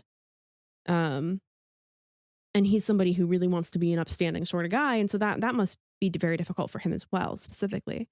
And so then when he sees Cassian, he's like, okay, I have the ability to make this right. My initial mission, my initial thing, when these two pre-Mor guys were killed, I can go make it right. And it all didn't matter in the end. And the fact that we didn't get Cyril Demption in the way that we might have desired at one point is okay with me, because I think like the end of his story, although the first time I watched it was so jarring. I was like, what? And I couldn't even remember, the name of Rylance. I think I was so like focused in on our big characters that I wasn't really paying attention to our tertiary characters. I was like, that was a nothing death. But I mean, we've been getting nothing deaths all season. That's kind of the point. Mm-hmm. But I was like, this is a nothing death. Oh my God. watching it again, I was like, oh, this is a something death. Because it kind of exposes the real pitiful nature of Cyril in the beginning. He's made choices that have led to these consequences, and none of it mattered in the end. It isn't that sad. Yeah, I thought the whole fight, by the way, was incredible. I think it was just so well choreographed, so perfectly executed. Them two fighting. It was kind of my Super Bowl when it started happening, and when it was happening, I was also having a very like sob emotional reaction. I was like, oh god, no, just talk to each other. But Cassian delivering the line, "Who are you?" The fact that, again, like Cyril has been so obsessed with Cassian for like 5 years at this point, and Cassian's never seen this guy's face ever, right? And yeah, I think it's a moment where we start to see Cyril put the gun down, and I think it's a moment for him not necessarily to say like let's talk it out. I think it's just him like completely breaking to say like, yeah, 100%. Again, like what was all this for? It was just an obsession that has led me on this path, and I didn't so much as read his desire to fight Cassian as like I can make this right. I thought it was just him like taking out his anger. And Kyle Solar gave this quote that said, he's not really attacking Cassian. He's attacking himself and what the Empire has done to him. Yes, Cassian too, but he's blinded by that. And he says, Cyril has created a totem out of Cassian, and every section of the totem pole is filled with different emotions of dishonor and shame and obsession and fame and power. He's been holding the totem and adding to it every single year since he ever found out about Cassian. It's just perfect that he shows up right at that moment because he's fighting everything in that moment, not just Cassian. And it's just like such a perfect encapsulation of Cyril here. It's just like, yeah, everything, his life's purpose, his own moral bounds that he has lived by have completely been crushed. His reality has been crushed. He doesn't even know who he is. Cassian asks him, who are you? Or who are you? And it's as much as him going, how the fuck do you not know who I am? But it's also Cyril asking, who am I? What kind of being am I? Right. He doesn't even know. And he'll never get the chance to know or the chance to reflect on that because he's immediately, shot. So yeah, it's a lot. Yeah, Kyle gave this is from the Declassified episode, which was great. I actually started my watch of 7, 8, and 9, and they like dropped the Declassified right away. And I was like, I'm going to watch it right now because I'd already seen the episode. So I was like, I can do this without spoiling it. It was great. But he said, everything he's ever thought he believed in, trusted in, is shaken to his core. How he moves on from there is really the truest expression of Cyril. And I think that's he's trying to take out his anger, all his emotions, but I also think that like him attacking Cassian is an attempt at agency. Like he realizes that he's been taken advantage of and the choices he thought he was making are not actually his choices. They were Dedra's lies, and he's been doing this for years. And so I think him going after Cassian was just this attempt to like say, I'm making this choice for myself. And I think that like he's been trying to establish agency. That's why he tailors his suit. That's why he wants to go after. Cassian is like, I'm going to do this. This is going to be who I am. And I think in his final moments, he's also just struggling for agency with no options left.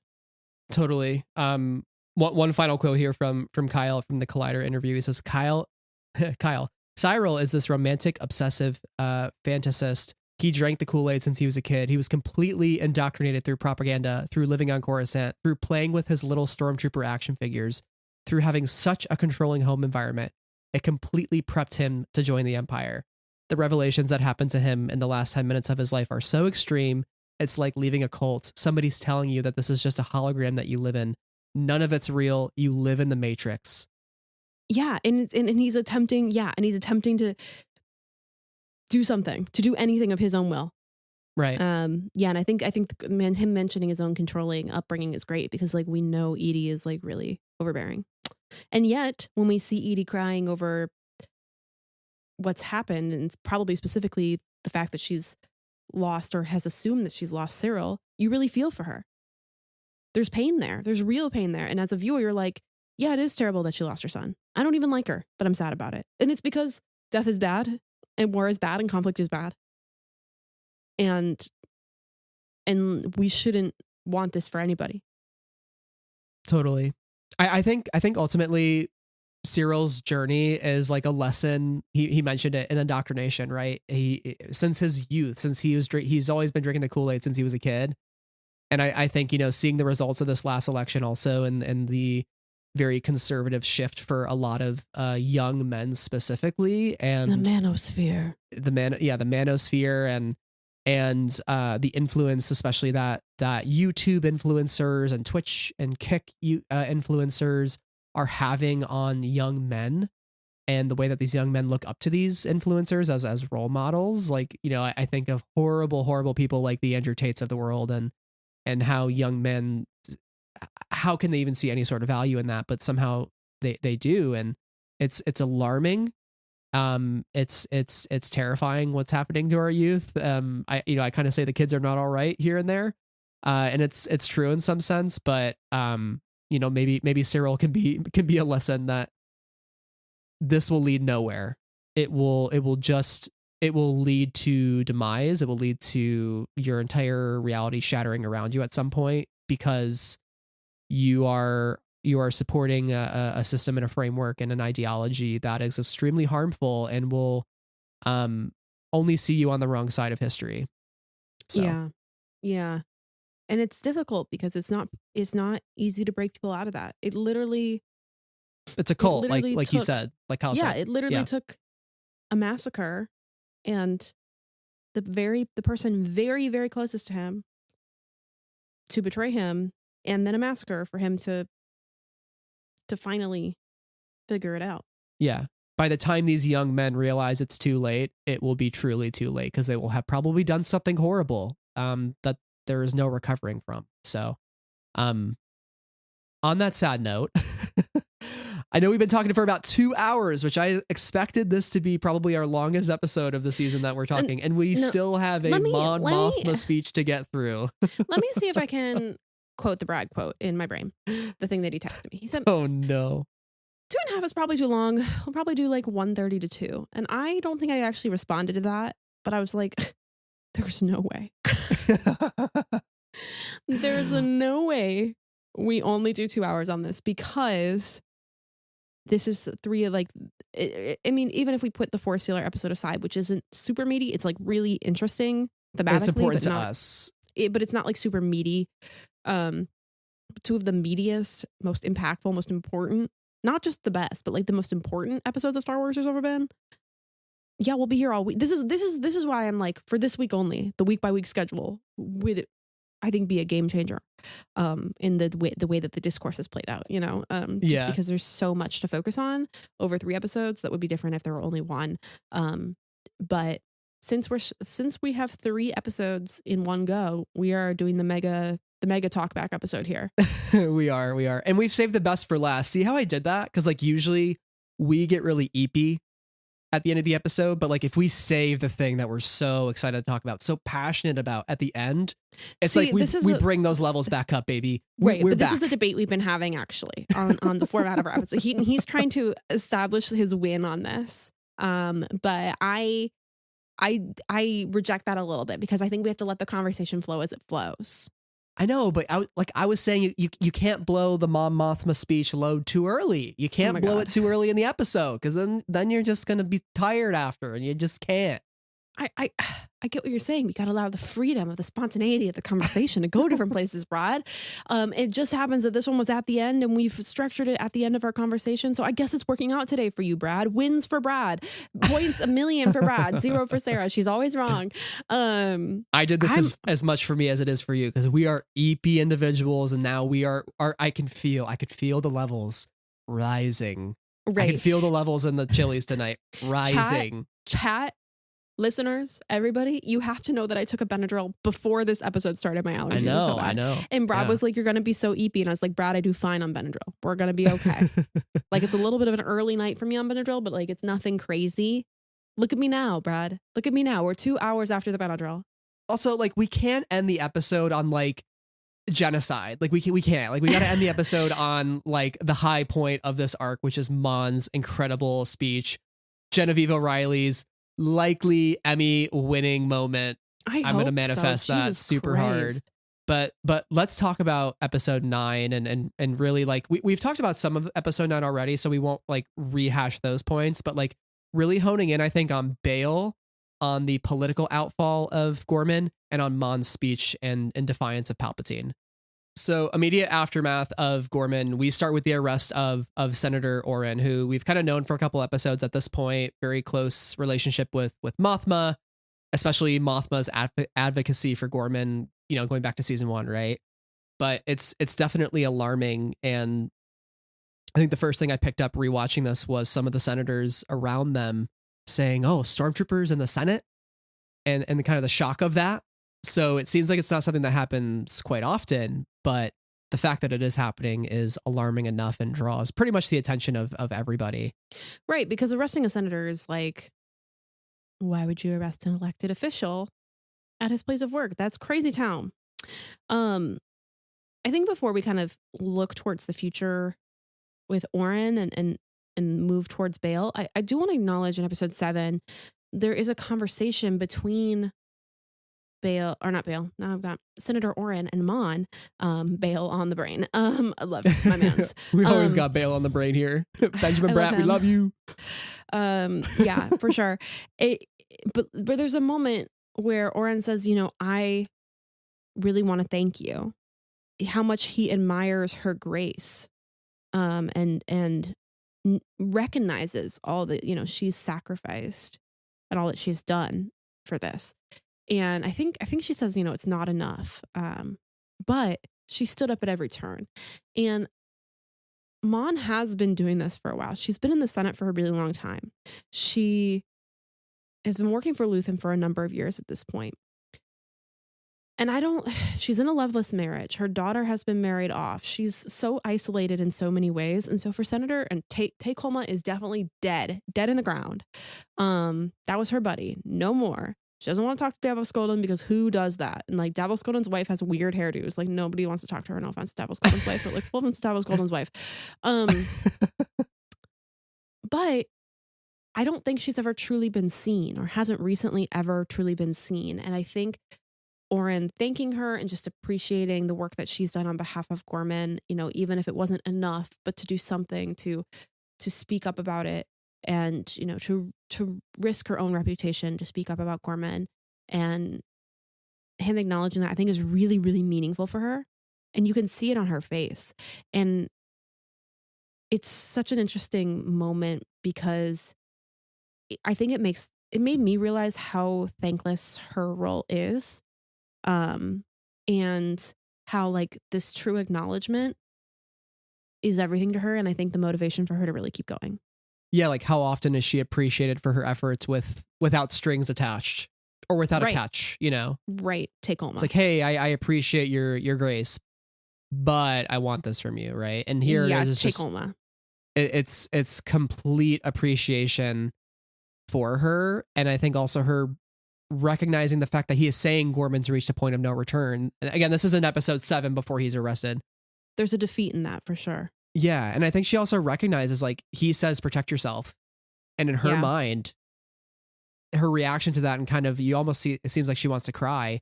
I think she recognizes that she has protected herself long enough to some extent. That's a great point.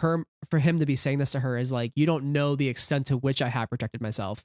Right. And I've had the privilege to protect myself because Gorman is such a touchy topic. Yet I'm not the Gorman senator, right? So like I'm able to whip the votes. Like you may not be able to, and you don't want to at risk of your people, but like I can. And so there's some privilege in that, right? And so, jumping forward to episode 9, she's also a pretty white lady from a rich planet. Yeah, exactly. And then that's part of it too. Like she has privilege and she has the connections to also make the speech happen, like with Bale, and Bale kind of maneuvering the plan into place. And I think it's a moment where she recognizes she can be a voice for the voiceless, because if she doesn't denounce Gorman for what it is, which is a genocide, like who will? And if history doesn't, like again, Bale starts out and says the winner writes the story, and she says we haven't won yet. We need to stand up and speak the truth, because if they don't, the winner will be the Empire, and Gorman will forever be known as an insurrection and not a massacre. Like, is Gorman only ever known as a massacre because of Mon Mothma's speech, But also, I love Bale's immediate presence in this episode, like going back to Tony saying he wanted to get Benjamin Bratt's introduction out of the way, and now we get to see Ben Bratt in full force as Bale, talking with Mothma. I would love to hear like getting more of him as a huge Bale fan for you. Like for me, it felt like he had this very like warmth, inviting feel to him as Bale. Would love to know like how you just think of Ben Bratt's performance now that we've seen more of Bale. Tear the shit out of this place. Hell yeah, fuck yeah, let's go. That was like the most Bale thing I think Bale could ever say. Oh my God. There's a small part of me that's like, I would love to have heard Jimmy Smith say that, but also certainly no lie. But Ben Bratt effing nailed it, man. You so good. I accept all versions of my Space Dad, Bail Organa, and Benjamin Bratt, good version of Space Dad. Jimmy Smith's also good version of Space Dad. I don't discriminate anymore. You know what? It's good. We're chill. I think he's great. And I also think that moment when it says like when Oren is being arrested and he's like, it's me today, but it'll be you tomorrow. And then it cuts to like Bale or Bale and Mon. You're like, oh, yeah, I didn't forget about Alderaan. I really didn't. It's fine. Yeah. What about you? How's Benjamin Bratt working out for you these days? Yeah. I thought he was great. And I also love just him in the Senate kind of talking through and stalling for time on his article, was it 17252 that he wants to invoke, and how you can give the floor to another senior senator without interruption in times of emergency, and also him appealing to that by saying, hey, this was actually proposed by the Emperor's Council directly. So like he's kind of leveraging himself there to say like, you oppose me doing this and invoking this article, you're kind of opposing the Emperor yourself. In a way. Yeah. Yeah. I thought that was really a clever use of the rules that he knows are bullshit, but he can use to his advantage because everyone else has already decided that it's this way. Like I think it's incredibly clever, and it's kind of what he does well. And I also think Mon picks up the torch and does the thing that she does well, which is like really lead in this particular way. Yeah, I think that's clever. And it also signals, because there's one senator before him that is absolutely in cahoots with this whole situation. Because she recognizes Bale, so Bale can recognize Mothma. Yeah, Senator Irvine from Hody. Yeah, and which so I wonder if we'll ever see her pop up in Rebecca or Fran Wilde's book. Ooh. Be kind of cool. Rebecca Roanhorse, to be clear for all the people. Yeah, I think that would be really interesting. It's like, haven't some of the Rogue One, like senators who became part of the rebellion, also shown up in Rebels? Yes. There's like animated versions of them too. Yeah, I think one showed up in the Bad Batch. Yeah. So I think we should just keep bringing random senators back, and then we can create a little group of senators. But clearly, point being, there's clearly a lot of, they might be more underground at this point. They might be lesser in numbers, but there are still a number of senators who are resisting the Emperor and the Empire. And so I think that having it not just be a Bale and Mon thing, but having it be the senator from Hody as well, just gives us this insight into the fact that this resistance still moves within the Senate. Yeah. I will say one of Bale's not finest moments is just being like in the middle of pandemonium inside the Senate and being like, I can't go to Yavin. I'm like, Bale. He's like, there are bugs everywhere. I'll meet you in Yavin. I'm like, Bale, there's bugs everywhere. And you're just saying the words Yavin twice? 3 times? Oh, Three yeah. times in this episode. I thought that in the middle of the Senate. Yeah, I thought that was a little crazy, to be honest with you. A little bold, Bale. Yeah. Not his finest moment. That's a real certified fake Bale moment. Fake Bale. Yeah. It's right. Said with love, I love you. I actually genuinely love Benjamin Bratt so much in this role. Let me be very clear. I will admit that when we saw him, I was so shocked that we saw Bale, but it wasn't Jimmy Smith's, and like I was like, I'm like, that's fake Bale. I love him, but he's fake Bale. But I think that there's the opportunity for that to be used in ways that are less kind than what I'm really intending to say with it. So I'm not using fake Bale these days. They're just both my dad. They're just both my dad, who is the same dad. Yeah. By the way, I love that he was at the New York City screening. I love that for everybody there, and I'm very jealous. Yeah, I want to be there. I want to go to there. I want to be in front of Benjamin Oscar Bratt. Isaac, moderated the conversation that they all had. Crazy, incredible. Love everything about that. Wild.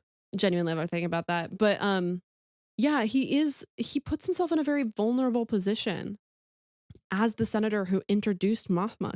He had to be in the know in order to do that, right? So there's a very clear and obvious line you can make between Mothma and Bail that probably the lines have already been drawn, but now this is like red Sharpie marker even, in terms of the line between them. So him staying and also saying Yavin, obviously he has to stay for the plot, even though he does show up on Yavin seemingly briefly to like show up, and then he looks up and you're like, oh my God, it's Janus Metz's Bail. That's crazy.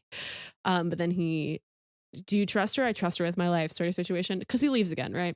But he's just definitely in a very vulnerable spot after all of this, for sure. The senator from Hody has like a level of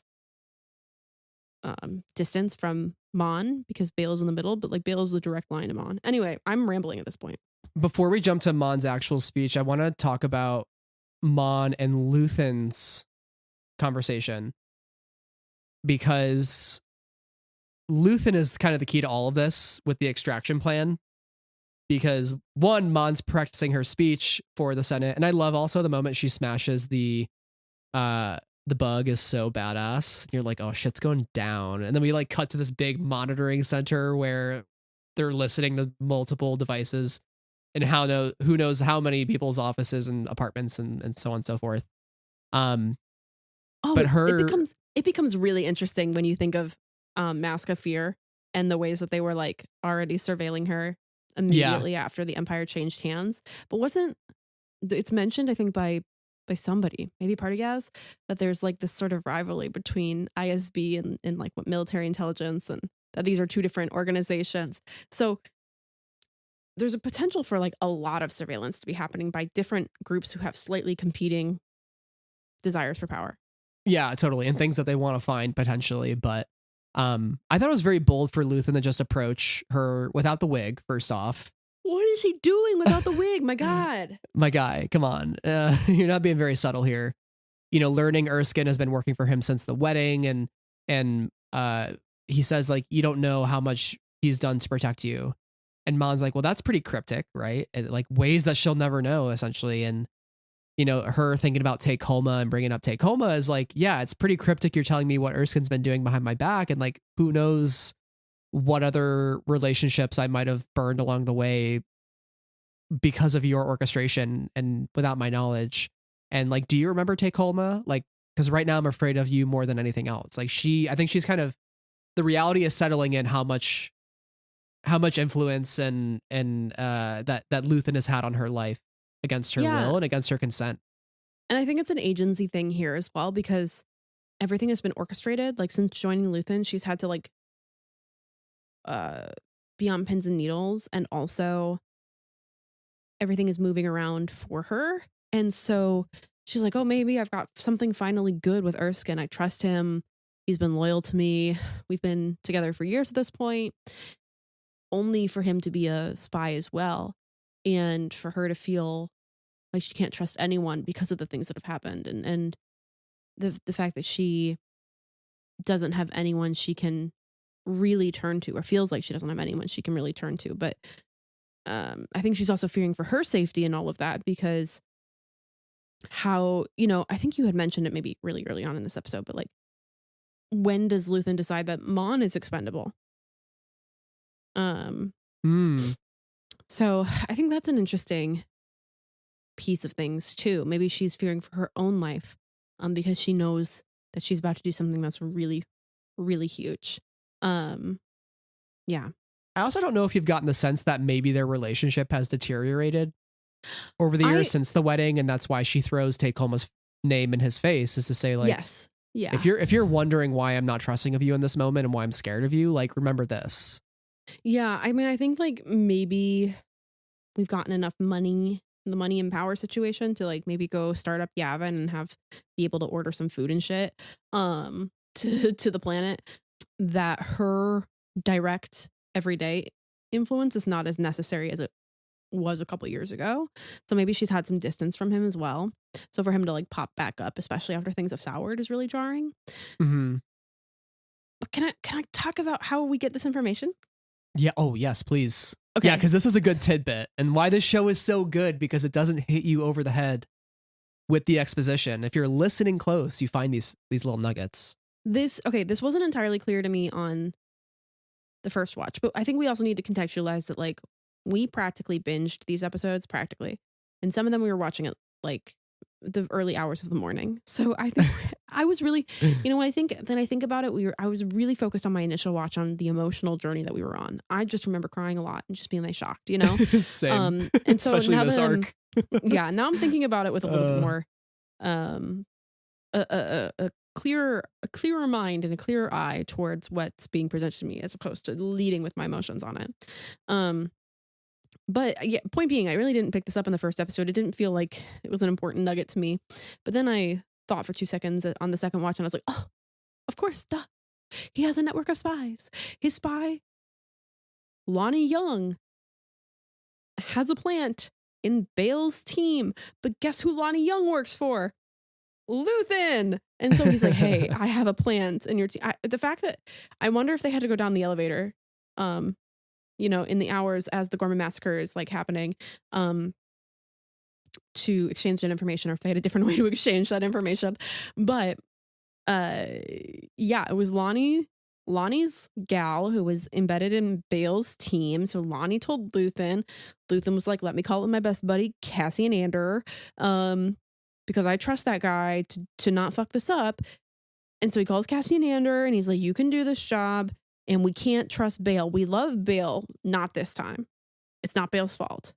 And I think, since she's struggling with the betrayal of Erskine and also maybe wondering if her time has come, if he's the Grim Reaper and he's coming for her finally. And she doesn't know who to trust. And I think that is really incredible because we know we can trust Luthen in this moment. We know because we know Cassian and we also know his network of spies, but she doesn't. And I think there's so much reason to be distrustful with him at this point. Also, he's showing up without the wig. Would you not be alarmed as well if you only ever see him with the wig? Yeah, and also there's the one still of them in this moment, and behind them are stormtroopers. Oh, and one of the promo stills, I'm like, Luthen. Bad guys are right there.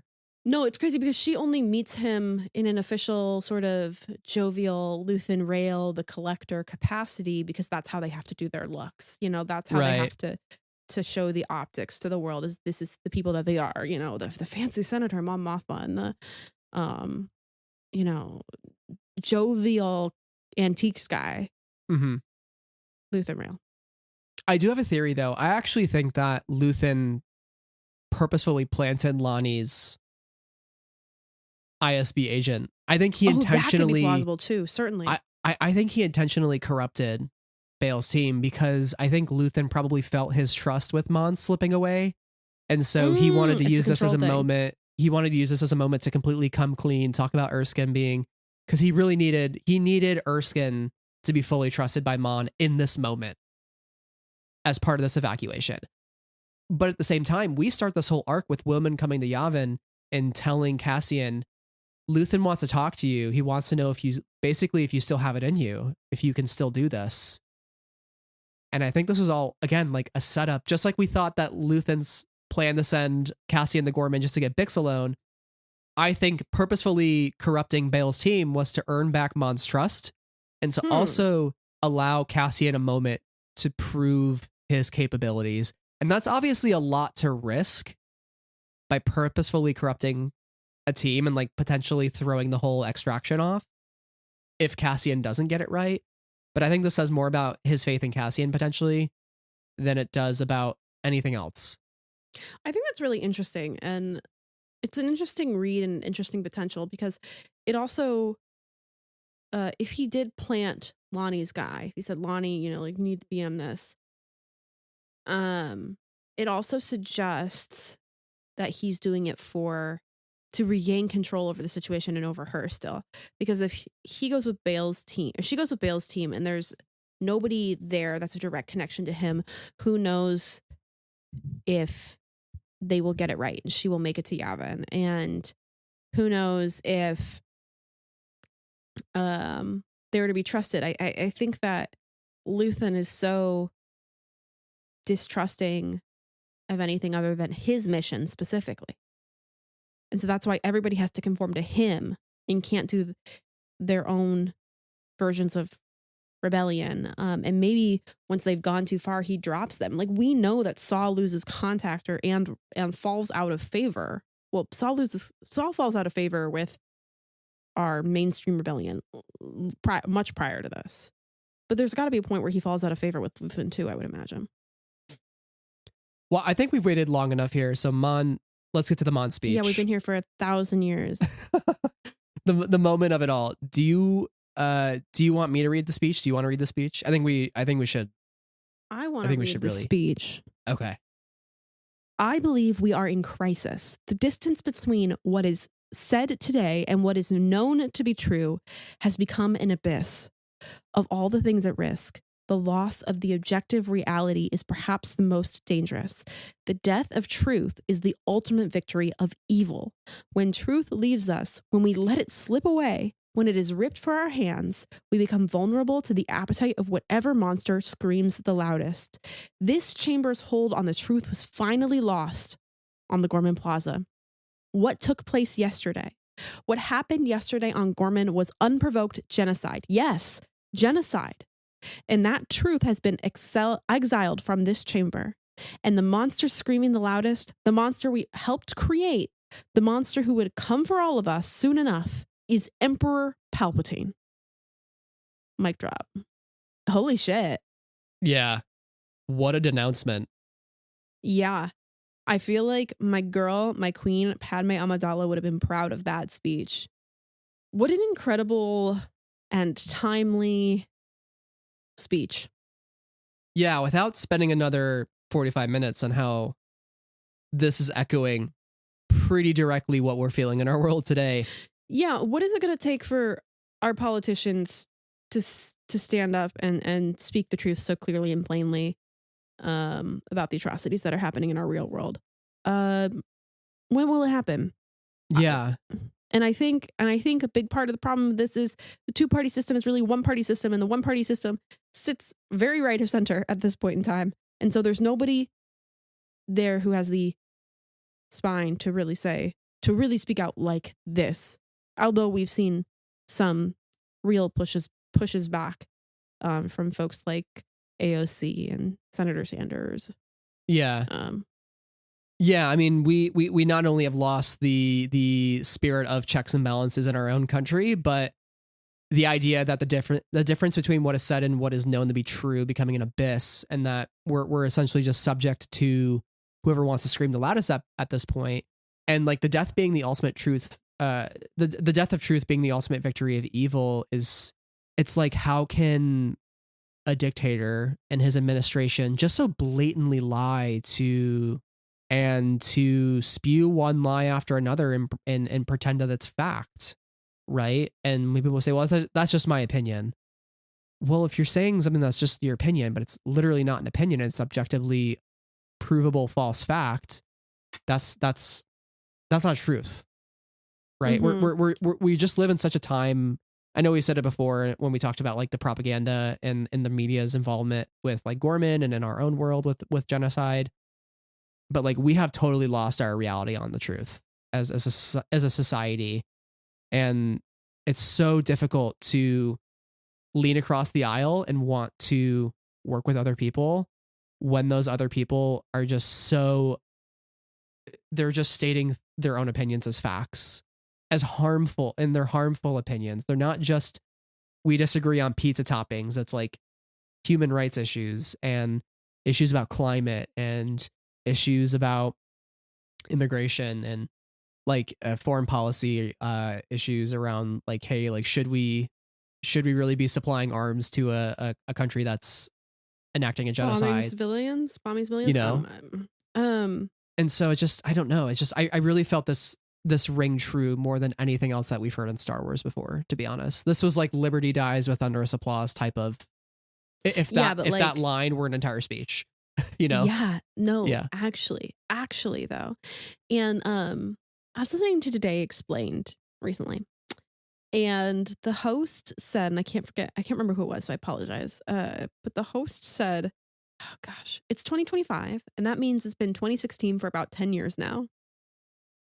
And I went, oh, and I immediately like voice messaged you. I was like, she just said this.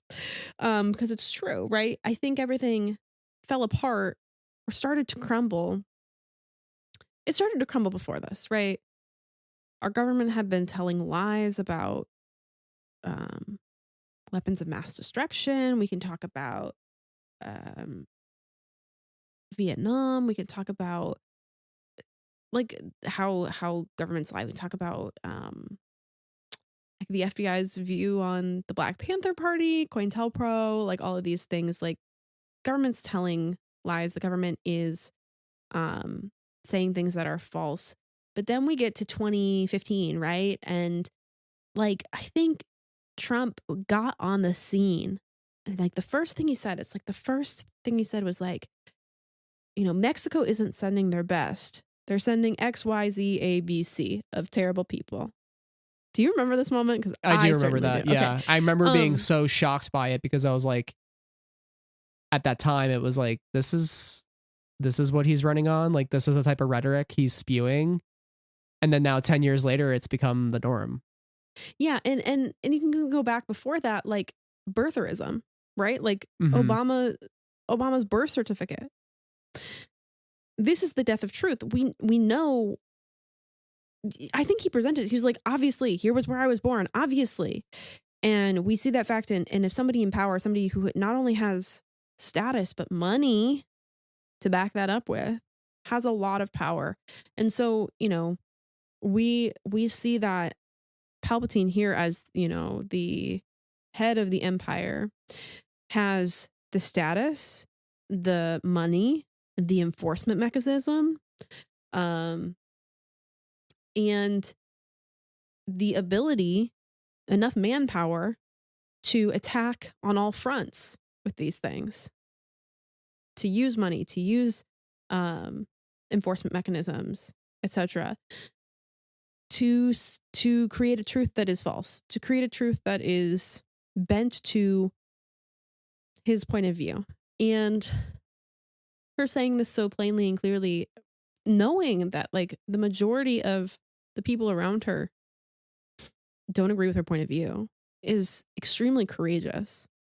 And she is in this moment having to give up her position of power and privilege here. She knows that this is the final straw. And so she has to make it count. But it's sad to know that speaking the truth is the thing that ousts her. And not to like spoil Bloodline by Claudia Gray, great book, read it. But it's also been out for like a decade. But like Leia as a senator later on in the New Republic, like gets ousted because of the identity of her dad. That's not something she has anything to do with too. Like these final straws are not, one of them is truth. They're both truths. And they're both just being themselves, and it's gone for them. Yeah. And I think the loss of truth around Gorman too, right? It's just the years and years of propaganda and presenting these people who have, again, been actively oppressed, being presented as an unlawful and resistant type of people. And that narrative just continuing to spin its web for Mon to then see what happens, and then for the senators who speak before her to be talking about, and just kind of continuing that propaganda after it happens, right? And to just be basically cementing, I think Oren calls it the final humiliation. Mm-hmm. This is the final humiliation, and she stops it. Oren is not there to see it happen, unfortunately, right? But I'd like to think that he is somewhere and hears about it and is even more proud of Mon Mothma in this moment. And it's interesting because, you know, this is the moment where the rebellion really begins, her saying this and her taking this step. But how many everyday people really change their minds about this? Is a question. It's an interesting question. Yeah. I will say, regardless of how many minds this might have changed, I will say the one thing it did do is cement Mon as a leader in the rebellion, right? Because when she walks into that Yavin base, they're going to know she's the one who openly called out the Emperor in front of the entire galaxy, risked her life in the process. Even Zeb Orrelios watching the speech when it plays back on the Imperial HoloNet or whatever it's called, he says, "That lady's got guts." Which, by the way, it's a different version of the speech that plays in Rebels, very different, but the essence of it is the same, calling out Palpatine for being a tyrannical leader, essentially, right? And I think, if anything, like, Andor has earned the privilege to maybe retcon the exact verbiage of the speech a little bit, but also maybe my new headcanon is that the Empire, deep faked her speech or something that had to like replay, and maybe that's why it's different. The version that Ezra and Zeb hear is different because the Empire wanted to like tone it down a bit, and so they changed the language. They do also clarify that she's going to go with the other team and make another speech. Do you want to watch it, Cassian? And he's like, I've heard her before. Right. So and that's the speech she gives on board the Ghosts with Hera and Ezra and all of them. And all of the ships come to Dantooine and float in orbit. And she's like, this is our rebellion, right? So that's that speech she gives. My bad. I was like, the retcon works. It doesn't entirely work. Yeah, but I'm gonna say there's two speeches. Yeah, I watched Secret Cargo last night. I'm going to say the Secret Cargo Senate speech just for fun. Yeah. I name the Emperor himself for ordering the brutal attacks on the people of Gorman. Their peaceful world is one of the countless systems helpless against his oppressive rule. This massacre is proof that our self-appointed Emperor is little more than a lying executioner imposing his tyranny under the pretense of security. Ooh, that's actually a really good line. Rebels kind of cooks. And it kind of goes back to, let me find it. The line said by the newscaster, and the price we will pay for our own safety, right? Under the pretense of security, we cannot allow this evil to stand, is what she says. But that we see that a lot in our own lives with like our own privacy and the idea of security, and we can the price of safety. End of episode 8. Right, exactly. The price of safety. And I think that that's like also really pressing it now because, we're giving up our privacy in order to quote unquote be safe, but is what's happening in the world justifying the loss of that privacy? And we say a lot, like the US specifically, the Western world, but like the US specifically says a lot of bad things about like China's social currency plan. And there's this one woman who lives in Wuhan with her husband and her kid, and she's a white woman, and she's like, and here's what my life is living like in Wuhan, and you scan your face to get toilet paper at the public restroom, or if you jaywalk, we'll put your face on the billboard of shame, at that crosswalk. And this like social kind of status tied to your data, you've lost your privacy, and yet when things happen here, we urge for more of those things, and I don't even know or realize what we're giving up. And I think that I think that that's what's happening in our real world, and it's clearly what Mon is getting at here in the Secret Cargo version of this speech as well. What's the price we pay for safety? It's the loss of our privacy, the loss of our individuality, the loss of our autonomy, and safety against what? Is the enemy, quote unquote, right, real? The enemy, or is it the Gorman resistance, quote unquote? Right. They're resistant to imperial norms. Like, we're protecting you against that happening on a wider scale. Like, you don't want more Gormans, or else we will be very unsafe. Right. I do want to shout out Secret Cargo, by the way, directed by Bosco Ing. Big moment. We're big Bosco Ing fans. I love it. Fellow animation director who has worked on many Rebels and Resistance episodes. We love to see it. And also that was written by Matt Miknovets, Secret Cargo. Premiered 2017. It's been 8 years, and we finally got the Gorman Massacre. That's wild to me. Who would have ever thunk when we watched that Rebels episode all that time ago? So pretty cool. I do want to make one final note on the speech here, which I think is the choice to play the same exact music that plays during Marva's speech on Ferrix was a choice. specifically that title of that score is called Eulogy. And, you know, as we're thinking about the speech being about the death of truth, I just think it's really fitting that the title track they're playing is called Eulogy. But also, when I think about like Marva's speech and Mon's speech side by side, Marva's speech also references truth. And she specifically calls out a truth that for a while in her life, she was trying to look away from. And then finally, she essentially got to a point, which we know is Aldani, she got to a point where she couldn't look away from that truth any longer. And the truth was that there is something rotting at the core of the galaxy, and it is the Empire, right? And then Mon's speech, on the other hand, is dealing with the death of truth. It's like, we know what the truth is. You know what the truth is if you're awake. And that truth is like slowly dying. And like when we're not left with truth anymore, then we've like completely lost to evil, right? And so I find it interesting that these speeches are both kind of like radicalizing people. It's awakening people. The idea of like, wake up. We've been sleeping, as Marva says. I think it's really cool that like Marva wakes up Ferrix, and here Mon is waking up the galaxy, right? Before it kind of goes into its eternal sleep. And before truth goes into its eternal sleep in a way. So I also just love that score, but the music alone made me start to draw those parallels. Can we also take a second to point out not just the music, but the sound mixing of the speech?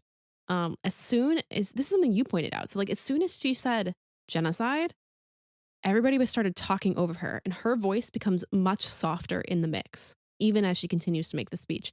And I just thought that was like a really great choice, that this is a radical thing to say, even though it is exactly what happened.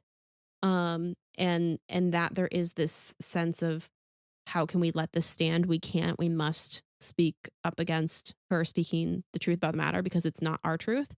So I thought that was incredibly interesting and just incredibly well done. Totally. And all of this leads to the extraction of Mothma from the Senate.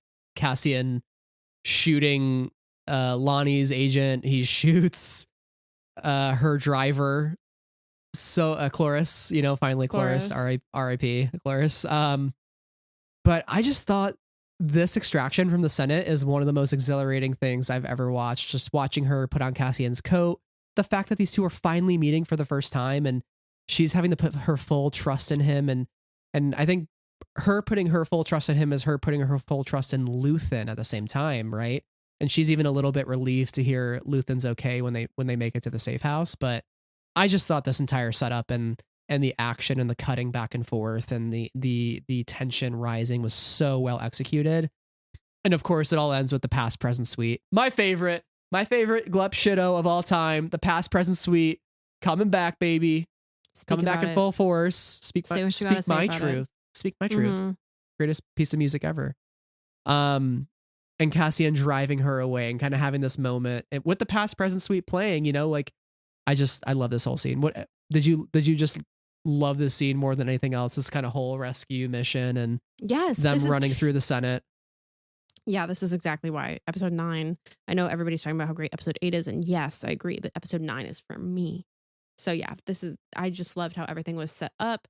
I love we could feel the vastness of the space. The sort of chase itself was really thrilling.